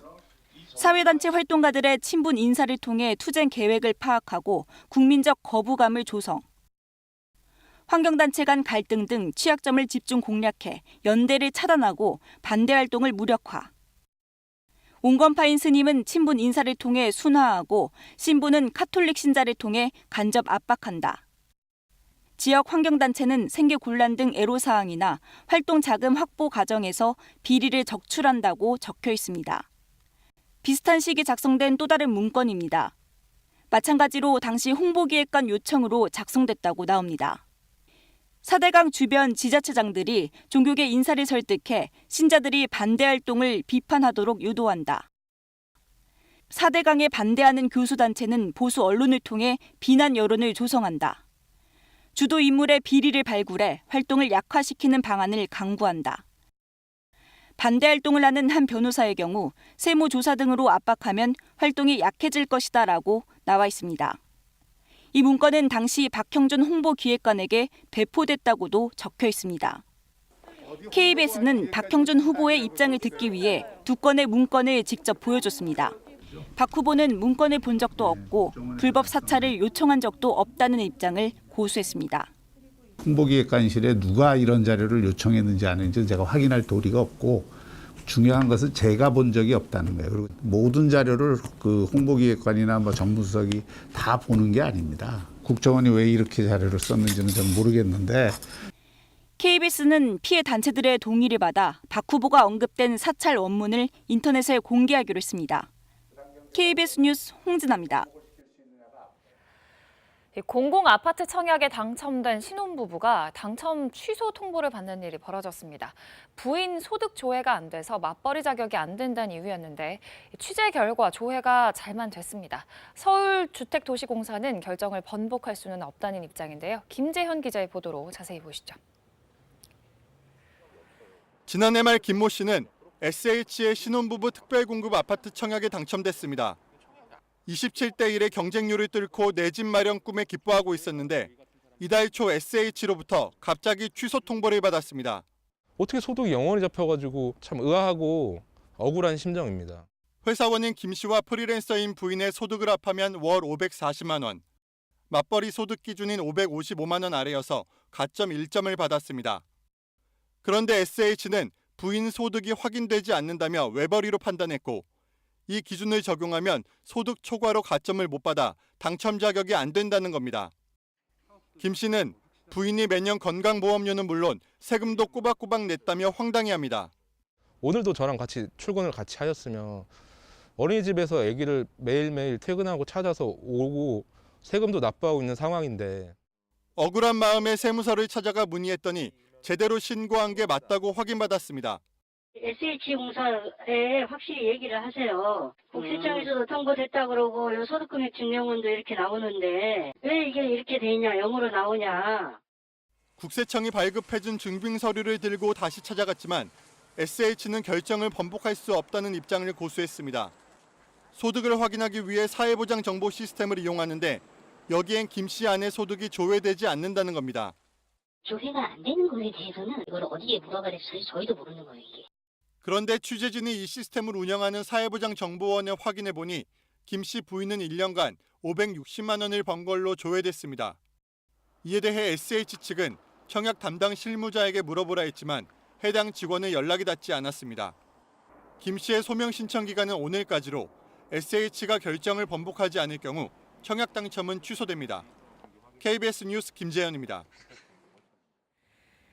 화장품이라고 속인 마약이 퀵서비스 배송 중에 발각됐다는 소식 얼마 전에 전해드렸는데요. 이 마약을 사고 판 20대 2명이 열흘 만에 경찰에 붙잡혀 구속됐습니다. 보도에 한솔 기자입니다. 상자가 청테이프로 칭칭 감겨 있습니다. 지난달 16일 퀵서비스 기사가 경기도 평택에서 대전으로 배송을 의뢰받은 상자입니다. 당시 퀵서비스 기사는 화장품이 담긴 상자로 접수됐는데도 무게가 지나치게 가볍고 보내는 사람과 받는 사람 모두 빠른 배송을 재촉하며 웃돈을 주겠다고 하자 이를 수상히 여겼습니다. 결국 열차를 타고 가던 중 경찰에 이를 신고했고 경찰이 확인한 결과 상자 안에서는 향정신성 의약품인 마약류 케타민이 발견됐습니다. 상자에 들어있던 과자 3상자 중 한 상자 안에 비닐팩으로 포장돼 있었습니다. 확인된 케타민은 10g으로 통상 열차를 흡입할 수 있는 분량입니다. 상자를 주고받기로 한 이들의 행방 추적에 나선 경찰은 열흘 만인 지난달 25일 서울 논현동의 한 빌라에서 20대 판매자 A씨와 구매자 B씨를 검거했습니다. 케타민 같은 경우는 보통 이제 동물 마취제용으로 이제 사용되고 있는 약물인데 저희가 이제 단속할 수 있는 마약류도 이제 분류가 돼 있는 약품이고요. 지인 관계인 이들은 400만 원의 마약을 사고 팔기로 했다고 인정하는 등 일부 혐의를 인정한 것으로 알려졌습니다. 경찰은 A씨 등 2명을 구속해 검찰에 송치했고 마약 입수 경위와 이들에게 마약을 공급한 유통책 등 여죄를 수사하고 있습니다. KBS 뉴스 한솔입니다. 이번 주 극장가 키워드는 사랑입니다. 실존 인물에게서 영감을 받은 두 여인의 로맨스가 있고요. 독일 동서독 간의 장벽을 넘어선 애절하면서도 유쾌한 사랑 얘기도 있습니다. 개봉 영화 김지선 기자가 소개해드립니다. It was a sea lizard. 생계를 위해 바닷가 마을에서 화석을 발굴하는 고생물학자. 그리고 이곳으로 요양 온 상류층 여성. 사회적 지위도 성격도 달라 물과 기름처럼 도무지 섞이지 않을 것 같은 두 사람이 조금씩 서로에게 스며들어 사랑에 빠집니다. 19세기 실존 인물인 영국의 고생물학자 메리 애닝에게서 영감을 받아 만든 작품입니다. I don't want to go back to the life I had before you. What about my life? 뛰어난 재능을 지녔지만 여성이란 이유로 외면하고 순종을 강요하는 숨막히는 사회에서 서로에게 구원이 되는 사랑을 섬세한 연출로 담았습니다. 73회 칸 영화제, 25회 부산 국제영화제 공식 초청작입니다. Hey, my student. 1960년대 독일을 배경으로 펼쳐지는 사랑 이야기입니다. 독일 남자와 프랑스 여자가 이제 막 사랑에 빠졌는데 동독이 국경을 폐쇄하면서 갑작스럽게 헤어지게 됩니다. 그러자 엑스트라 배우인 남성은 자신이 직접 감독이 돼 무명 댄서인 여성을 캐스팅해 다시 만나겠다는 계획을 세웁니다. Das ist wirklich das verrückteste, idiotischste und schönste, was ich je gehört habe. 우리에게도 익숙한 분단의 비극을 소재로 했지만 동화 같은 세트장 풍경을 배경으로 유쾌한 청춘 남녀 이야기를 만들어냈습니다. I don't know what the problem is. 천재 대학생과 범죄자들이 팀을 이뤄 스페인 은행 금고를 털기 위해 작전을 펼칩니다. 오션스 11을 떠올리게 하는 범죄 액션 영화로 장르적 재미를 골고루 갖췄다는 평을 받았습니다. KBS 뉴스 김지선입니다. 서쪽 지역의 대기질이 매우 나쁩니다. 지금 수도권과 충남 지역은 초미세먼지 농도 100 마이크로그램 가까이 치솟으면서 평소보다 4배에서 5배가량 높은 수치를 보이고 있는데요. 올봄 들어 처음으로 수도권에는 오전 6시를 기해서 미세먼지 비상 저감 조치도 내려졌습니다. 대기가 정체되는 데다가 고농도 미세먼지가 계속해서 유입되면서 공기는 계속 탁할 것으로 예상됩니다. 오늘 수도권과 충남 지역은 초미세먼지 농도 매우 나쁨 수준 예상되고요. 강원 영서와 충북 지역, 또 전북과 광주에서도 초미세먼지 농도 나쁨 단계 예상됩니다. 오늘 밤부터 제주도와 전남 지역에는 비 소식이 들어있는데요. 이 비가 점차 확대되면서 내일은 충청과 남부지방에도 비가 내리겠습니다. 동풍이 불면서 강원 영동 지역에도 비 소식이 들어있습니다. 지금 서쪽 지역은 먼지와 안개가 뒤엉켜서 가시거리가 짧습니다. 낮 동안에도 연무가 남아서 하늘이 부연 곳이 많겠습니다. 현재 기온 살펴보겠습니다. 어제보다 1도에서 3도가량 기온이 높습니다. 서울 4.8도, 광주 5.8도 가리키고 있고요. 한낮에는 어제와 기온이 비슷해 포근하겠습니다. 서울 16도, 포항 18도 예상됩니다. 날씨 전해드렸습니다. LH 직원 등의 투기 의혹을 조사하고 있는 정부 합동조사단이 오늘 1차 조사 결과를 발표합니다. 각 지자체의 자체 조사에서도 광명과 시흥시 공무원 14명이 신도시 예정지의 땅을 사들인 것으로 확인됐습니다. 정부가 오늘 아스트라제네카 백신을 만 65세 이상에 접종해도 될지를 발표합니다. 또 한 사람이 2번 맞는 백신의 2번째 물량을 다른 사람의 1차 접종에 당겨서 활용하는 방안도 검토 중입니다. 수도권과 충청, 전북 등의 초미세먼지가 종일 나쁨 단계를 보이겠습니다. 수도권에는 올봄 처음으로 비상저감 조치가 발령돼 배기가스 5등급 차량의 운행 제한과 공사장 운영 시간 단축 조치가 시행됩니다. 미국이 한미 방위비 협상 타결과 관련해 의미 있는 6년짜리 단연 협정이라며 기존 조건으로 1년간 연장한 일본과는 상황이 다르다고 설명했습니다. 미 국방부 관계자는 북핵 위협에도 한미는 충분히 대응할 능력을 갖추고 있다고 밝혔습니다. 네, 지난해 부동산 폭등에 이어 올해는 공공기관 사람들의 땅 투기 의혹이 국민들에게 큰 스트레스를 주고 있습니다. 정부는 부랴부랴 합동조사단을 꾸려서 이 문제를 조사하고 있는데요. 일단 오늘 1차 조사 결과가 발표됩니다. 임재성 기자가 보도합니다.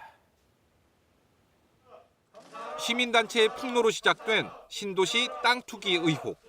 파문이 확산하자 정부가 전수조사를 시작했고 1차 결과가 오늘 오후 나옵니다. 정세균 국무총리가 직접 발표합니다. 1차 조사 대상자는 국토교통부 4,500여 명과 LH 직원 9,800여 명 등 14,000명 정도 됩니다.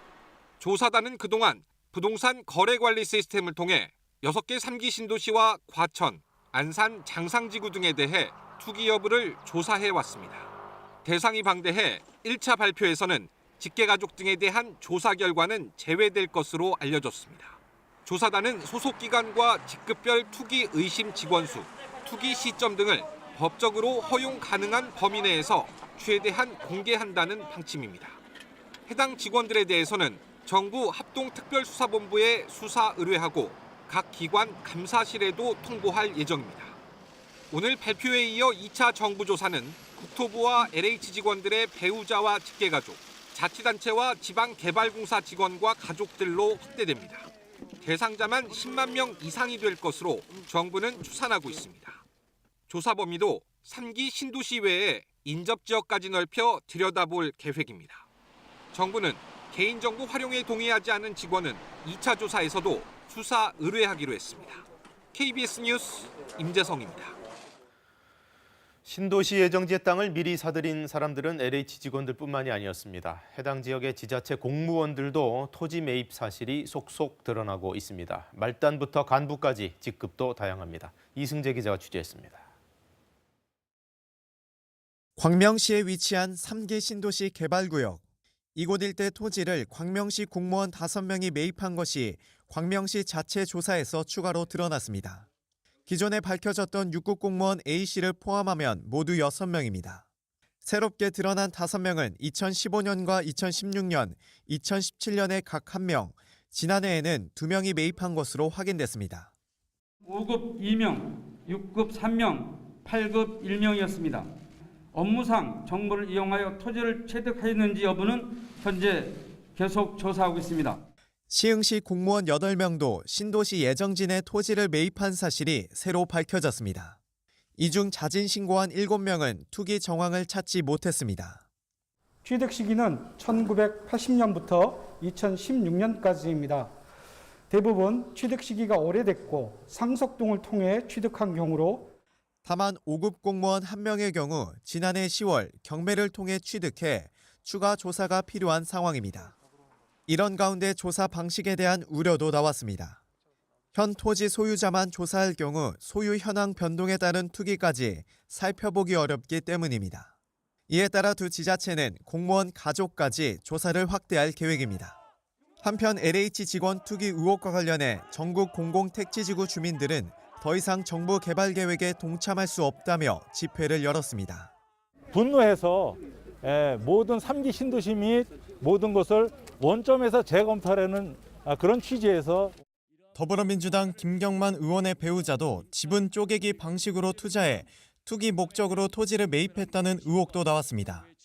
문제가 불거지자 김 의원 측은 송구하다며 아무 조건 없이 즉각 처분하겠다고 밝혔습니다. KBS 뉴스 이승재입니다.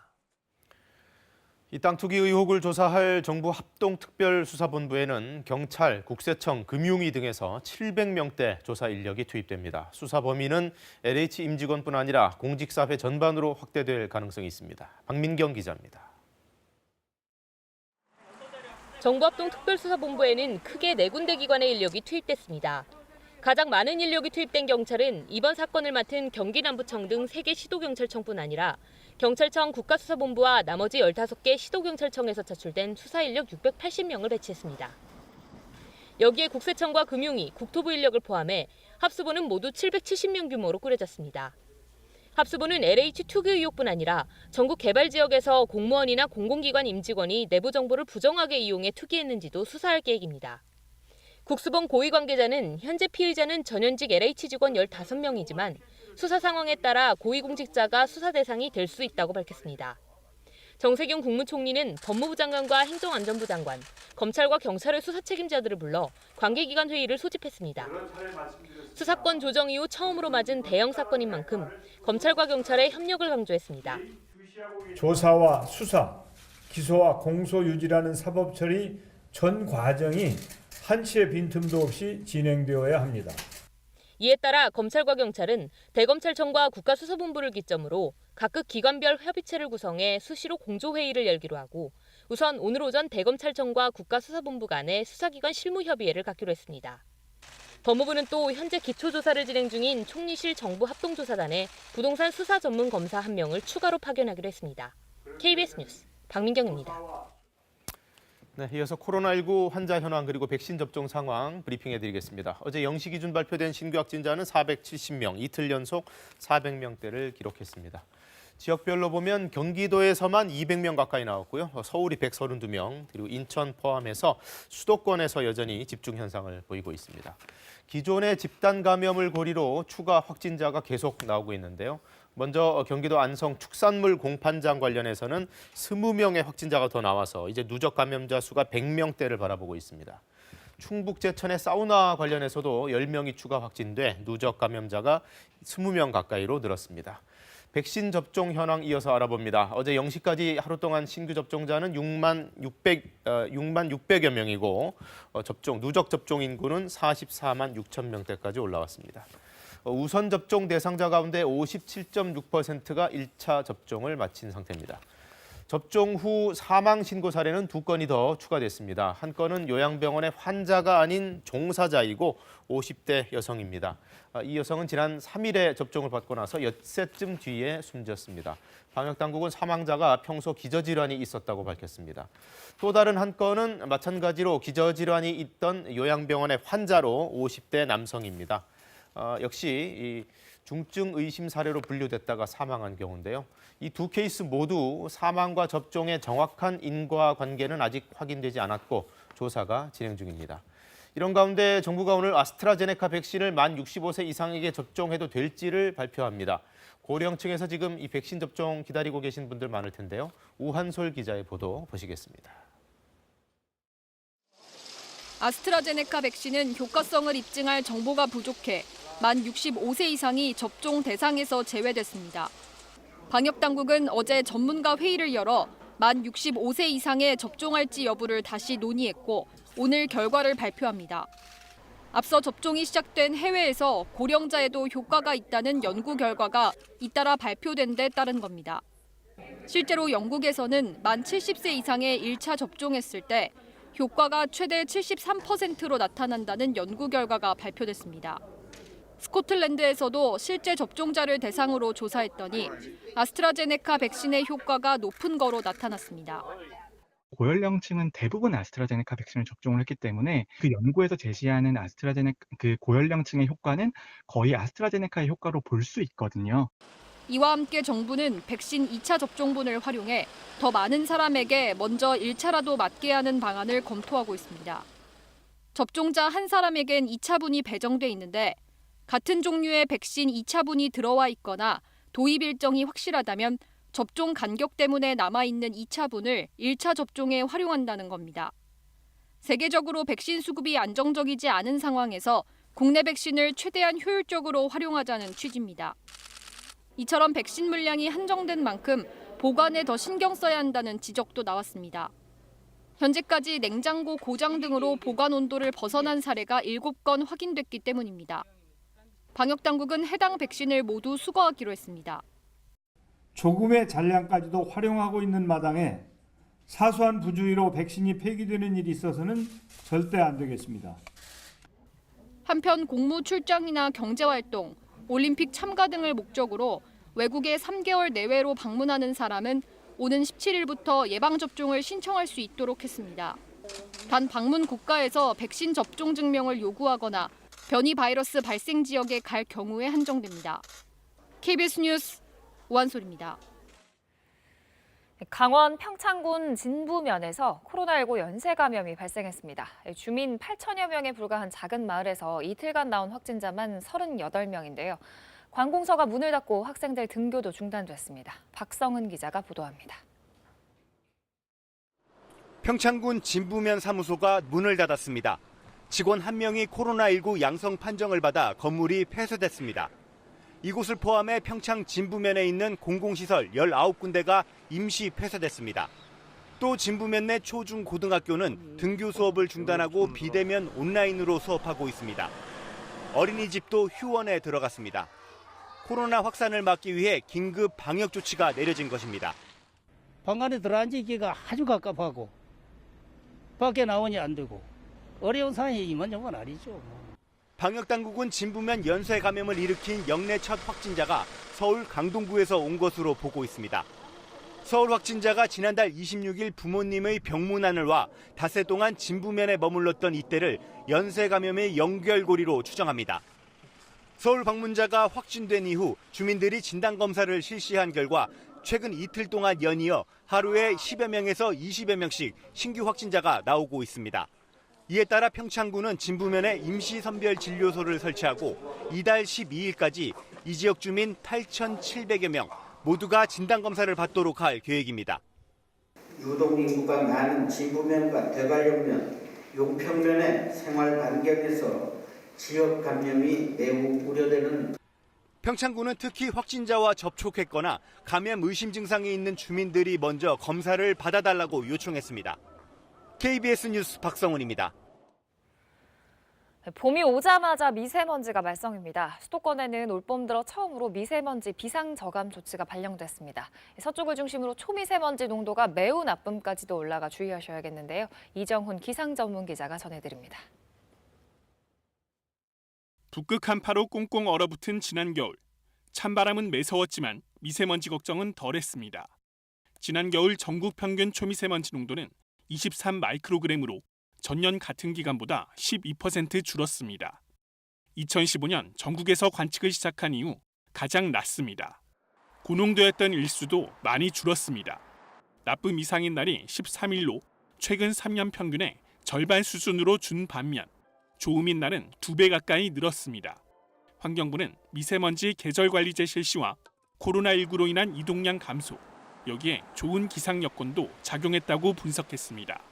계절관리제에서 추가 만톤 삭감으로 해서 한 28% 정도가 효과가 있다고 보시면 되겠고, 아까 말씀드린 대로 기상적인 요인도 좀 있고.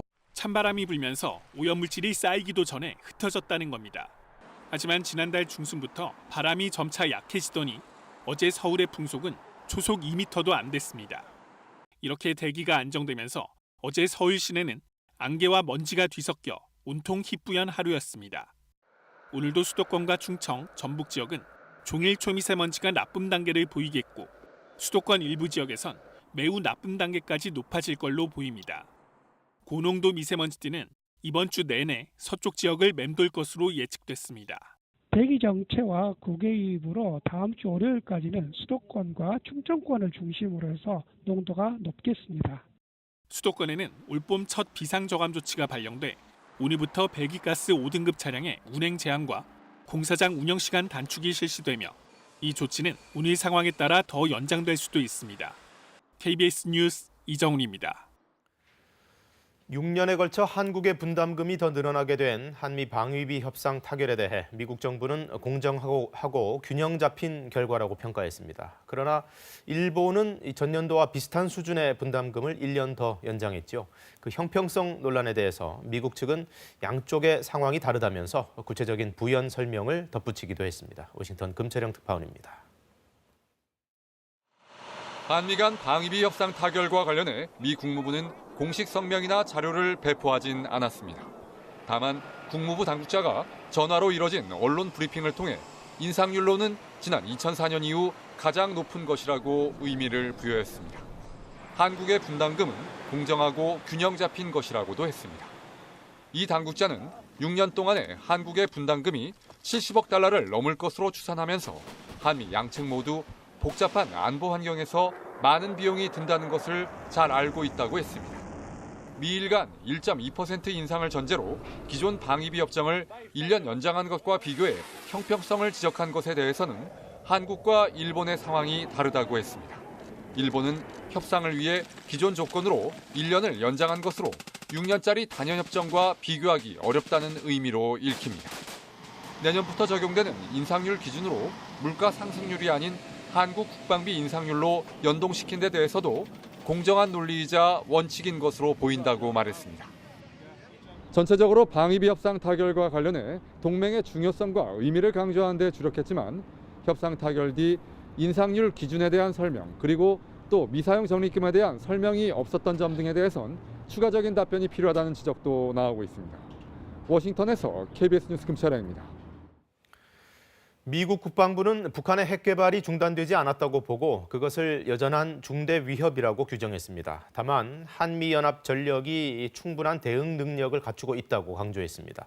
중국에 대해서도 대북 제재에 대한 적극적인 협조를 촉구했습니다. 김기현 특파원이 마찬가지로 워싱턴에서 전해왔습니다. 북한이 핵과 미사일 개발을 중단했다는 징후는 아직까지 발견하지 못했다고 미 국방당국이 밝혔습니다. 미 하원 청문회에 출석한 데이비드 헬비 미 국방부 인도태평양 안보 수석 부차관보는 이 같은 인식을 바탕으로 북한을 지역 안보에 중대한 위협으로 규정했습니다. North Korea's continued pursuit of weapons of mass destruction and ballistic missile programs constitutes an extraordinary threat to the United States and our allies and partners in the region. 특히 북한이 지난 1월 열병식 당시 잠수함 발사 탄도미사일 등 신형 무기를 선보인 것은 지속적인 개발 의지를 강조한 것으로 해석했습니다. 다만 이 같은 위협에도 불구하고 한미 연합 전력은 충분한 대응 능력을 갖추고 있다고 설명했습니다. We will continue to ensure a strong and effective deterrence posture so that Pyongyang never misjudges our role. 미국이 유력한 압박책으로 삼고 있는 대북 제재와 관련해선 완전한 이행을 위해 중국이 적극 나서줄 것을 촉구했습니다. 그러면서 중국 연안 해상에서 많은 불법 무역이 발생하고 있다고 지적했습니다. 이런 가운데 미중 고위 당국자 간 회동이 예정됐다는 사실을 미국 정부가 공식화했습니다. The National Security Advisor Jake Sullivan will come out there as well, and we plan to meet with Director Yang Jiechi and State Councilor Wang Yi from China. Following that trip. 현지 시간 오는 18일 알래스카에서 열리는 미중 간 고위급 회동은 바이든 정부 들어 처음으로 열리는 만남인 만큼 대화 활성화 또는 대립구도 심화의 중대 분수령이 될 전망입니다. 워싱턴에서 KBS 뉴스 김기현입니다. 미얀마에서는 아웅산 수치 고문의 정당인 민주주의 민족동맹 간부들이 수감 중에 잇따라 숨졌습니다. 폭행 흔적이 있다는 주장이 나왔는데요. 미얀마 시민들은 말 그대로 목숨을 건 시위를 이어가고 있습니다. 방콕에서 김원장 특파원이 전해왔습니다. 목숨을 건 시위는 계속됐습니다. 쫓고 쫓기는 사이에 경찰 총격에 의한 사상자는 계속 늘어납니다. 시민을 향한 사격을 거부하고 인도로 탈출한 한 미얀마 경찰은 공식적으로 발포 명령이 내려졌다고 밝혔습니다.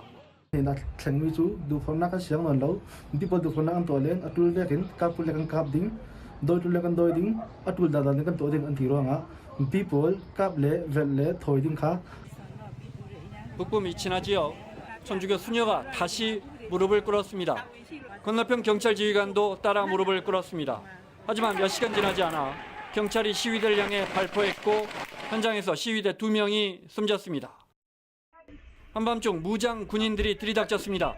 아웅산 수치 고문의 정당인 민주주의 민족동맹 NLD 당원들이 잇따라 체포되고 있습니다. 이렇게 체포된 당의 교육위원장이었던 짜우 마이크가 수감 중 어제 사망했다고 현지 언론이 전했습니다. 지난 토요일에는 역시 NLD 양곤 지역 위원장이었던 킨 마웅이 수감 중 숨진 채 발견됐습니다.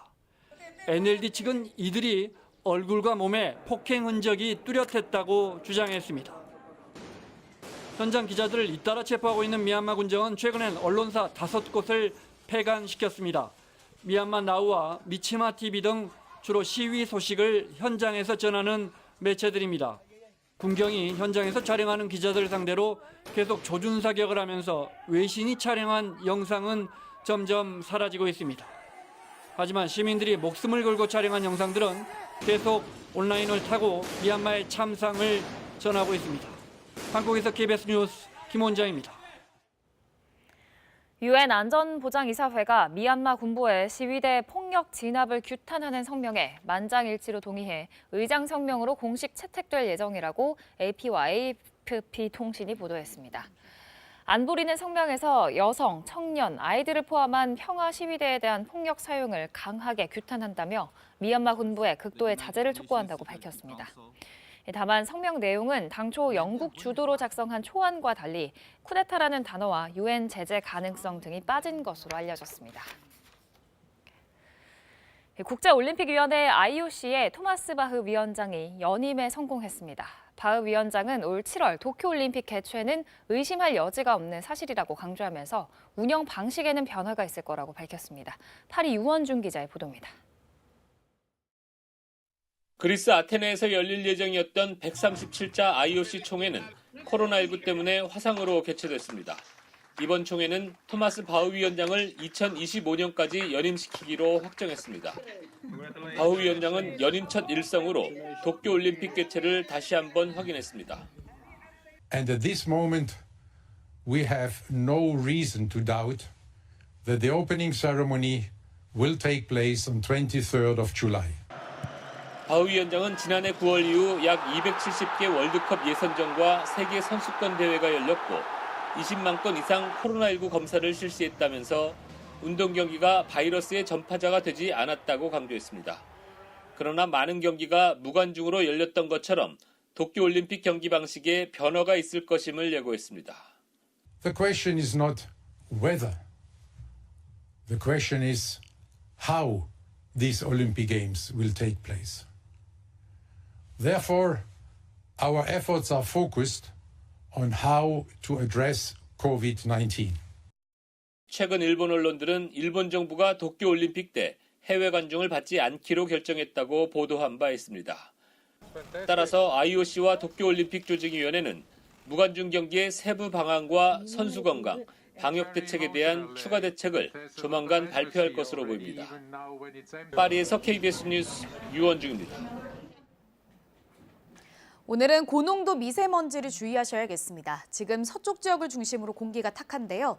수도권과 충남 지역은 초미세먼지 농도 매우 나쁨 수준까지 치솟았고요. 충북과 전북, 광주에서도 초미세먼지 농도 나쁨 단계를 보이고 있습니다. 올봄 들어 처음으로 수도권에는 수도권 미세먼지 비상 저감 조치가 내려져 있습니다. 대기가 정체되는 데다가 고농도 미세먼지가 계속 유입되면서 전국의 공기가 대부분 탁하겠습니다. 오늘 수도권과 충남 지역은 초미세먼지 농도 매우 나쁨 단계 예상되고요. 강원 영서와 충북 지역, 전북과 광주도 일평균 미세먼지 농도 나쁨 수준 예상됩니다. 오늘 밤부터 제주도와 전남에는 비가 내리기 시작하겠습니다. 이 비는 점차 확대되면서 내일은 충청과 남부지방에도 비가 내리겠고요. 동풍이 불어드는 강원 영동 지역에도 비 소식이 들어 있습니다. 오늘 낮 동안에도 안개와 먼지가 뒤엉켜서 시야가 뿌연 곳이 많겠습니다. 현재 기온은 어제 아침과 비슷합니다. 서울이 4.8도 가리키고 있고요. 한낮에는 서울 16도, 강릉 19도까지 오르겠고 광주 18도, 울산과 진주, 대구는 17도 예상됩니다. 바다의 물결은 제주 해상과 남해 먼바다에서 최고 2.5m로 약간 높게 일겠습니다. 오늘 밤부터 내일 오전 사이 남부지방과 제주를 중심으로는 꽤 강한 비가 쏟아지는 곳이 있겠습니다. 날씨 정보 전해드렸습니다. 4대강 사업에 반대하다 사찰 피해를 입은 환경단체들이 정보 공개를 청구함에 따라 국가정보원이 일부 사찰 문건을 공개했습니다. 이명박 정부 당시 청와대 인사들의 요청으로 만들었다는 내용이 적혀 있는데 그 인사들 가운데는 이번에 부산시장 선거에 출마한 국민의힘 박형준 후보가 들어있어서 계속해서 논란이 이어지고 있습니다. 고아름 기자가 보도합니다. 이번에 국정원이 공개한 문건은 모두 8건, 107페이지 분량입니다. 이명박 정부 때인 2008년 12월부터 2010년 6월 사이 국정원 국책사업팀, 융합전략팀 등이 작성해 청와대에 보고한 문건들입니다. 4대강 살리기 반대 세력 연대 움직임의 선제 대응이란 제목의 보고서. 2009년 1월 청와대 민정의 요청으로 작성됐습니다. 미국산 소고기 수입 반대 촛불 사태를 반면 교사로 삼아야 한다며 4대강 사업 반대 단체들의 활동을 무마시키기 위한 대응 방안을 담았습니다.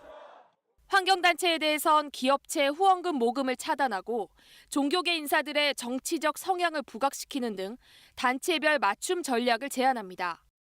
이에 더해 국정원이 핵심 인사의 취약점을 발굴해 초동 단계부터 반대 활동을 제어하는 등 4대강 사업이 원만히 진행되도록 지원하겠다고도 밝힙니다.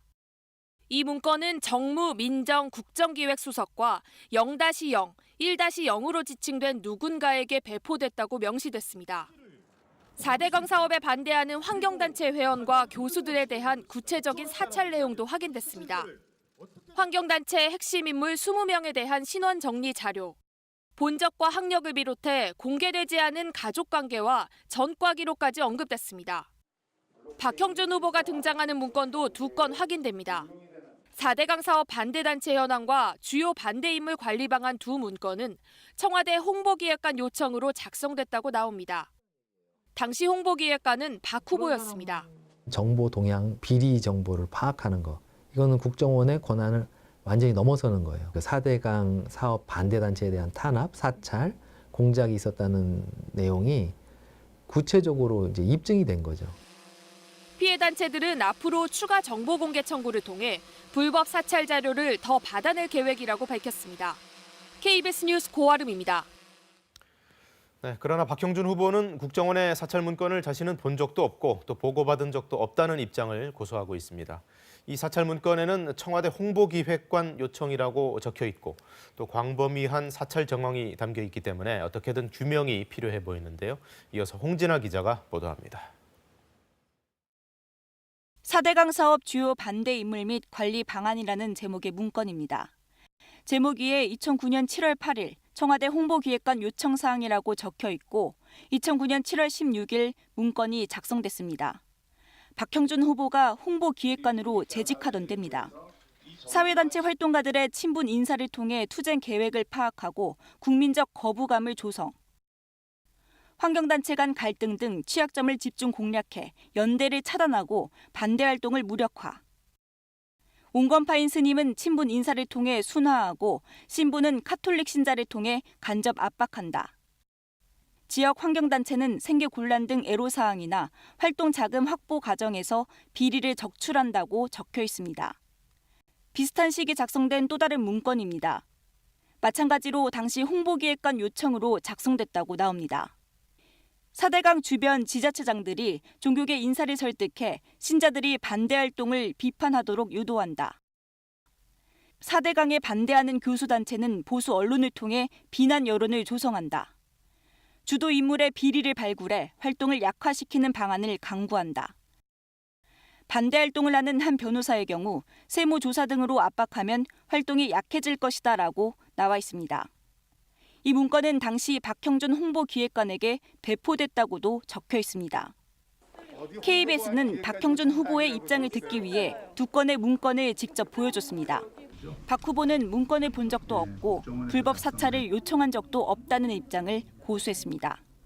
홍보기획관실에 누가 이런 자료를 요청했는지 아닌지 제가 확인할 도리가 없고 중요한 것은 제가 본 적이 없다는 거예요. 그리고 모든 자료를 그 홍보기획관이나 뭐 정무수석이 다 보는 게 아닙니다. 국정원이 왜 이렇게 자료를 썼는지는 전 모르겠는데. KBS는 피해 단체들의 동의를 받아 박 후보가 언급된 사찰 원문을 인터넷에 공개하기로 했습니다. KBS 뉴스 홍진아입니다. 미국 바이든 행정부의 국무장관 그리고 국방장관이 첫 해외 순방지로 우리나라와 일본을 택했습니다. 다음 주에 방한을 하는데요. 한미 두 나라의 외교 국방장관들이 한자리에 모이는 이른바 2+2 회담이 예정돼 있습니다. 유동엽 기자입니다. 토니 블링컨 미 국무장관과 로이드 오스틴 미 국방장관이 다음 주 수요일 한국을 방문합니다. 바이든 정부 출범 이후 두 장관의 첫 해외 순방 일정으로 일본을 거쳐 한국에 도착합니다. 블링컨, 오스틴 장관은 방한 첫날 각각 정의용 외교장관, 서우 국방장관과 회담하고 이틀째에는 한미 양국의 외교 국방장관이 한자리에 모이는 2+2 회담이 열립니다. 한미 2+2 회담은 트럼프 시절 중단돼 2016년 이후 5년 만에 열리는 것으로 우선 한미 동맹과 코로나 대응 등이 주요 의제가 될 것으로 보입니다. 바이든 행정부가 대북 정책을 수립하는 시기라는 점에서 한반도 문제가 어떻게 다뤄질지도 관심입니다.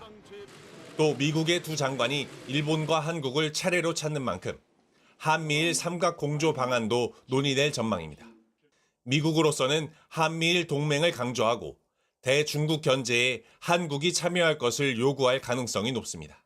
특히 중국 견제를 위해 미국이 주도하고 일본과 인도, 호주가 참여하는 쿼드 정상회의가 내일 열릴 예정이어서 이 후속 논의가 다음 주 서울에서 이뤄질 것이라는 관측도 나옵니다.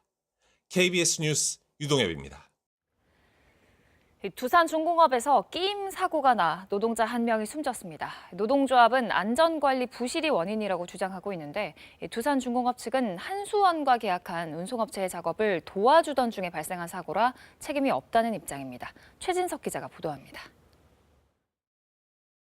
두산중공업 원자력 공장에서 운송업체 트레일러 기사인 45살 A씨가 끼임 사고를 당한 건 지난 8일 오전 9시 반쯤입니다. 대형 크레인을 이용해 100톤짜리 원자로 설비 부품을 트레일러에 싣던 중이었습니다.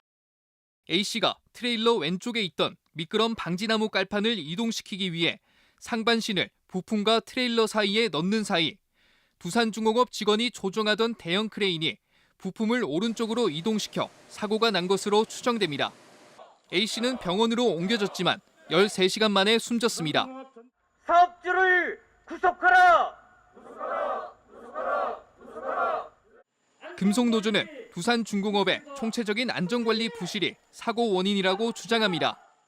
두산중공업의 중약물 취급 작업계획서에는 작업구역 내 인원을 대피시킨 뒤 작업을 해야 한다고 작성해놓고 이를 제대로 지키지 않았다는 겁니다.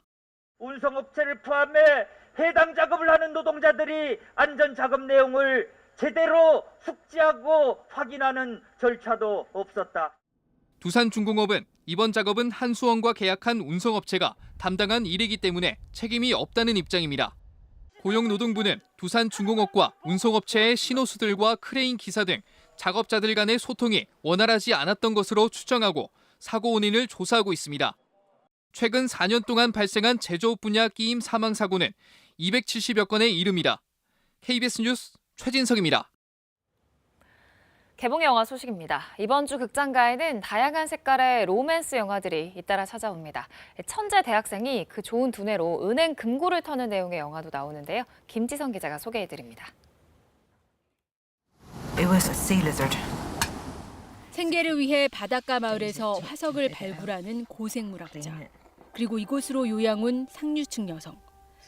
사회적 지위도 성격도 달라 물과 기름처럼 도무지 섞이지 않을 것 같은 두 사람이 조금씩 서로에게 스며들어 사랑에 빠집니다. 19세기 실존 인물인 영국의 고생물학자 메리 애닝에게서 영감을 받아 만든 작품입니다. Don't want to go back to the life I had before you. What about my life?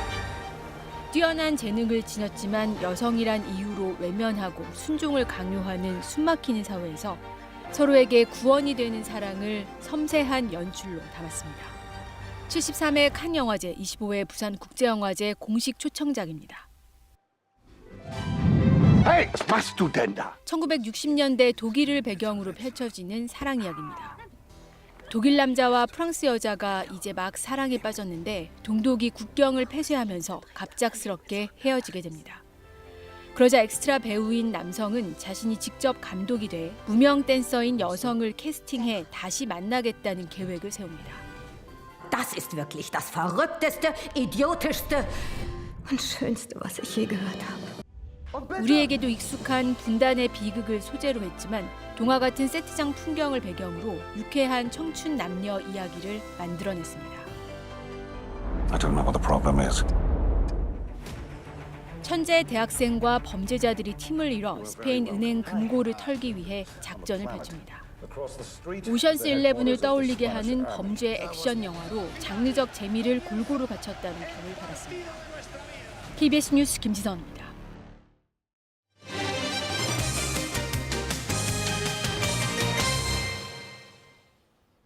서울시장 출마에 나선 국민의당 안철수 대표가 어젯밤 KBS 9시 뉴스에 출연해 공약과 현안에 대한 입장을 밝혔습니다. 오세훈 후보와의 단일화에 대해서는 본인이 확실하게 이기는 후보라며 자신감을 드러냈고 서울시장에 당선될 경우 다음 대선에는 도전하지 않겠다고 밝혔습니다. 이화진 기자의 보도입니다. 2011년 박원순 전 시장에게 양보한 뒤 10년 만에 서울시장에 재도전하는 국민의당 안철수 대표. 단일화 경쟁 상대인 국민의힘 오세훈 후보의 지지율 상승세를 견제하며 차별화를 시도했습니다. 여기서 분명한 것은 저는 확실하게 이기는 후보입니다. 저는 확실히 이길 수 있는 후보고 이길 수 있을지 없을지 좀 불확실한 후보보다는 저를 지지해 주실 거라고 생각합니다. 신속한 협상을 요구하는 건 후보 등록일 전 단일화라는 상식적 요구라고 강조했습니다. 오히려 저는 제가 급한 게 아니라 오히려 제가 정상적으로 상식에 근거해서 기간을 말씀을 드린 겁니다. 주요 후보들 중 가장 많은 5년간 74만 6천 호의 공급 공약을 내놨는데 실현 가능하다고 주장했습니다. 여러 전문가들과 함께 서울의 곳곳을 다 들여다봤습니다. 그래서 정말로 가능한 숫자들을 계산을 해보니까 80만도 아니고 70만도 아니고 74만 6천 호가 나온 거고요. 서울시장에 당선된다면 1년 뒤 대선에는 출마하지 않겠다고 선을 그었습니다. 저는 5년 공약을 했습니다.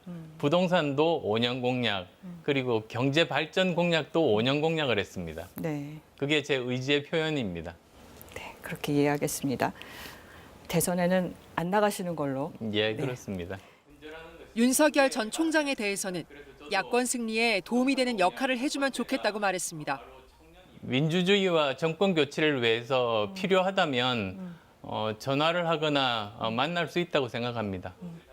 LH 직원들의 땅 투기 의혹에 대해서는 검경 합동수사단과 감사원이 모두 나서야 한다며 서울시의 SH공사도 전수조사 대상이라고 밝혔습니다. KBS 뉴스 이화진입니다. LH 임직원들의 땅 투기 의혹이 확산하고 있는 가운데 대구시와 경상북도도 개발 사업 담당 기관에 대한 감사에 착수했습니다. 하지만 자체 감사에 그치는 데다 직원들의 동의가 없으면 가족 명의의 차명 거래도 조사하기 어려워 실효성에 의문이 생깁니다. 류재영 기자가 보도합니다. 경상북도 감사관실에서 조사하는 공공택지는 모두 5곳. 경북개발공사가 맡았던 도청 신도시를 비롯해 포항 흥해 초곡지구, 경산 임당지구, 고령 곽촌지구, 경산 상림지구 등입니다. 감사관실은 개발공사 임직원들이 내부 정보를 이용해 땅 투기를 한 것은 아닌지 최대 10년간 토지거래 자료를 확보해 분석하기로 했습니다. 개발 정보를 가장 먼저 접할 수 있는 데는 거기지 않습니까? 그죠? 거기 관련되는 부서하고 전 직원을 대상으로 지금 생각을 하고 있는 중입니다. 대구도시공사도 수성의료지구를 비롯해 대구대공원, 안심뉴타운 등 7개 사업에 대한 자체 감사에 들어갔습니다. 전체 직원 176명과 그 가족들을 대상으로 개인정보 수집 동의서를 받아 차명 토지 거래까지 조사할 계획입니다. 하지만 이번 감사를 자체 감사에만 의존할 경우 자칫 제19 감싸기가 될 수 있다는 우려가 나오고 있습니다. 경찰의 강제 수사가 시작된 LH와는 달리 이름과 주민번호, 토지 보상 명단 등 제한된 정보에 의존한 자체 감사는 한계에 부딪힐 수밖에 없다는 지적이 나옵니다. 개인정보 수집에 대한 동의 없이는 차명거래 조사도 속도를 내기 어렵습니다.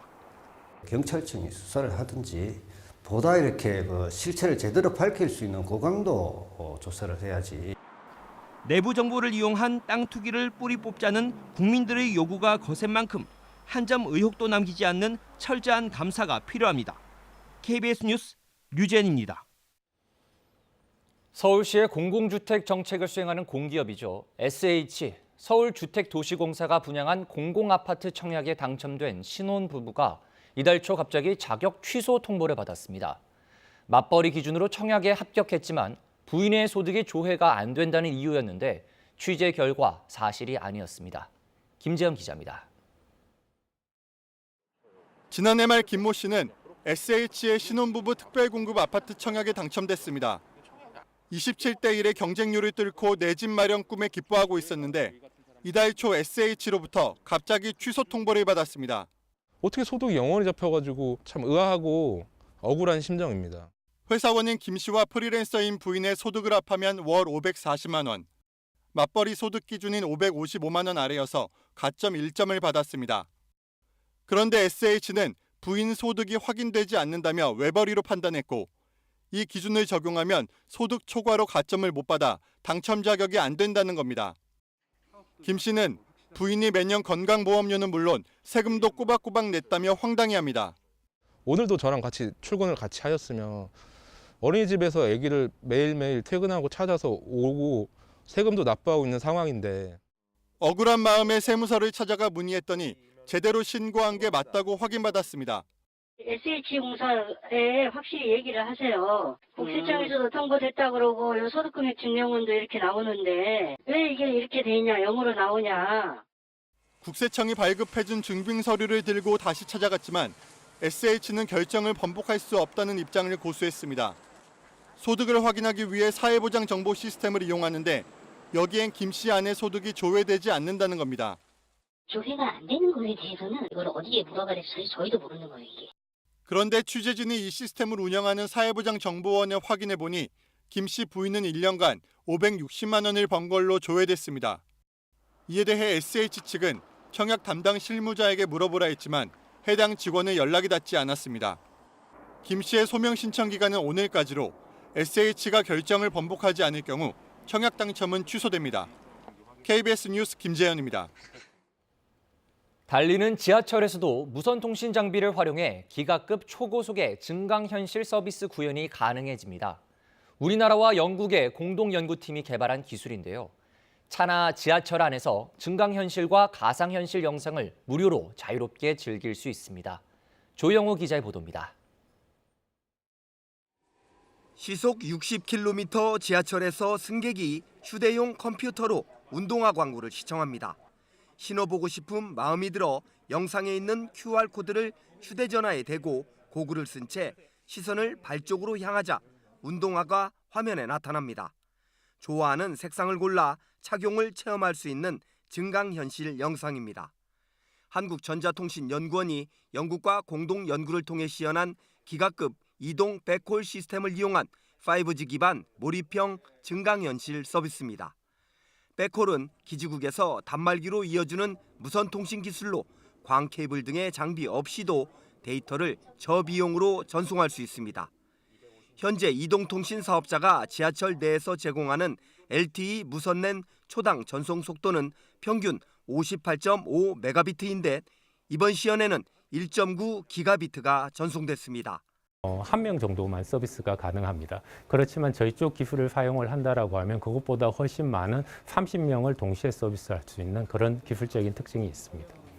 달리는 차나 지하철 등에서 고화질 영상 스트리밍 서비스도 무료로 용량 제한 없이 즐길 수 있게 됩니다. 고속철이라든가 500km에서 1000km까지 달리는 비행기 그리고 오지의 먼 거리 통신 그런 쪽에 대용량으로 사용할 수 있는 그런 통신 기술이 될 것으로 생각하고 있습니다. 연구진은 다음 달 영국의 지하철에서도 이 서비스 실증을 거친 후에 두 나라에서 동시에 상용화를 추진할 계획입니다. KBS 뉴스 조용입니다. 이 시각 출근길 교통 상황 알아보겠습니다. 서울경찰청입니다. 목요일 출근길 교통정보입니다. 이륜차 사고는 치명적인 피해로 이어지는 경우가 많습니다. 이에 서울경찰에서는 신호위반, 안전모 미착용, 또 이륜차를 불법으로 개조하는 법규 위반에 대해 집중 단속을 펼치고 있습니다. 통일로 독립문에서 서대문역 방면으로 밀리고 있는데요. 이 이전은 홍은 로터리부터 밀리고 있습니다. 서울교 남단 위로 마포대교를 향해서 정체입니다. 성산로는 연희인 아들목에서 연세대를 지나 금화터널 쪽으로 정체가 이어지고 동작대로 남태령에서 사당역 방면, 남부 순환로는 서울대 입구에서 사당 쪽으로 조금씩 출근길 정체가 시작되고 있습니다. 교통 통제 및 혼잡 예상 구간입니다. 오전 11시부터 오후 1시 반 사이 여의도 마포대교 남단에서 집회가 있을 예정인데요. 집회 뒤 여의도에서 서대문역을 지나 청운동 주민센터 앞까지 한 개 차로를 이용한 행진이 예정되어 있습니다. 올림픽대로 여의 상류 IC에서 여의 2교 사이로는 일과 시간대에 표지판 설치 공사가 있을 예정입니다. 교통정보였습니다.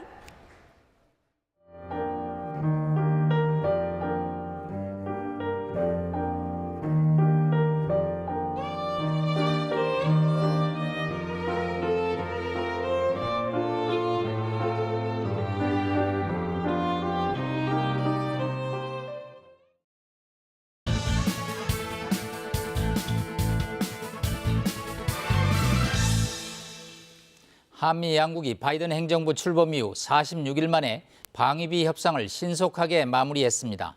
전임 트럼프 대통령이 최대 5배 인상을 주장하며 1년 넘게 교착 상태에 빠졌던 협상이 급 진전된 것입니다. 새 합의는 올해 방위비를 지난해보다 13.9% 인상한 1조 1,833억 원으로 합의했습니다. 내년부터 4년간은 국방 예산 증가율에 맞춰 매년 5 내지 6% 수준으로 인상하기로 했습니다. 협상 유효 기간도 트럼프 행정부 시절의 1년짜리에서 전체 6년으로 늘렸습니다. 이번 방위비 합의는 한미동맹 복원을 위한 청신호로 여겨집니다.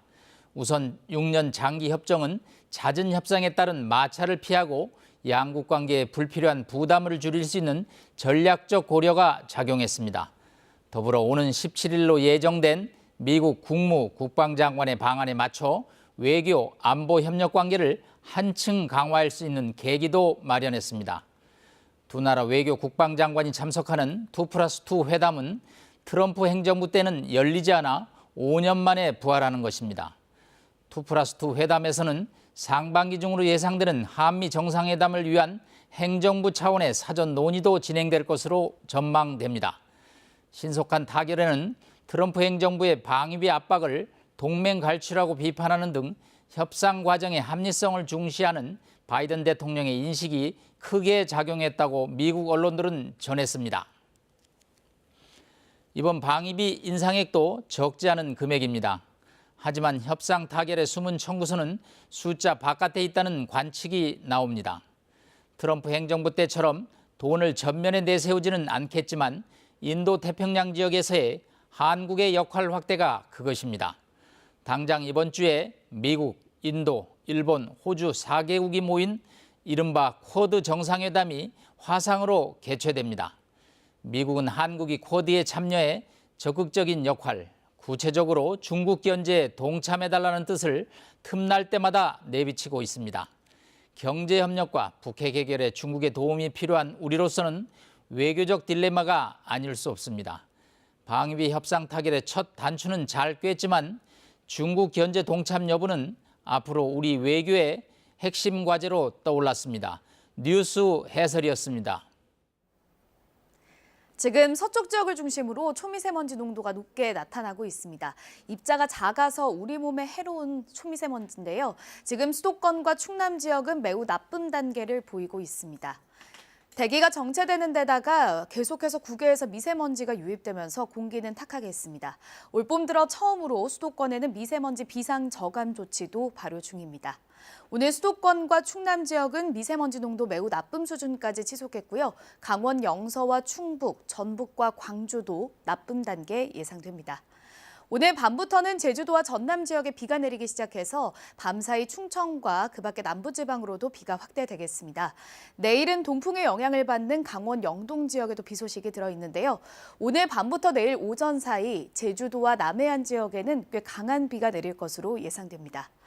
지금 서쪽 지역은 먼지와 안개가 뒤엉켜서 가시거리가 짧습니다. 낮 동안에도 연무가 남아있는 곳이 있겠습니다.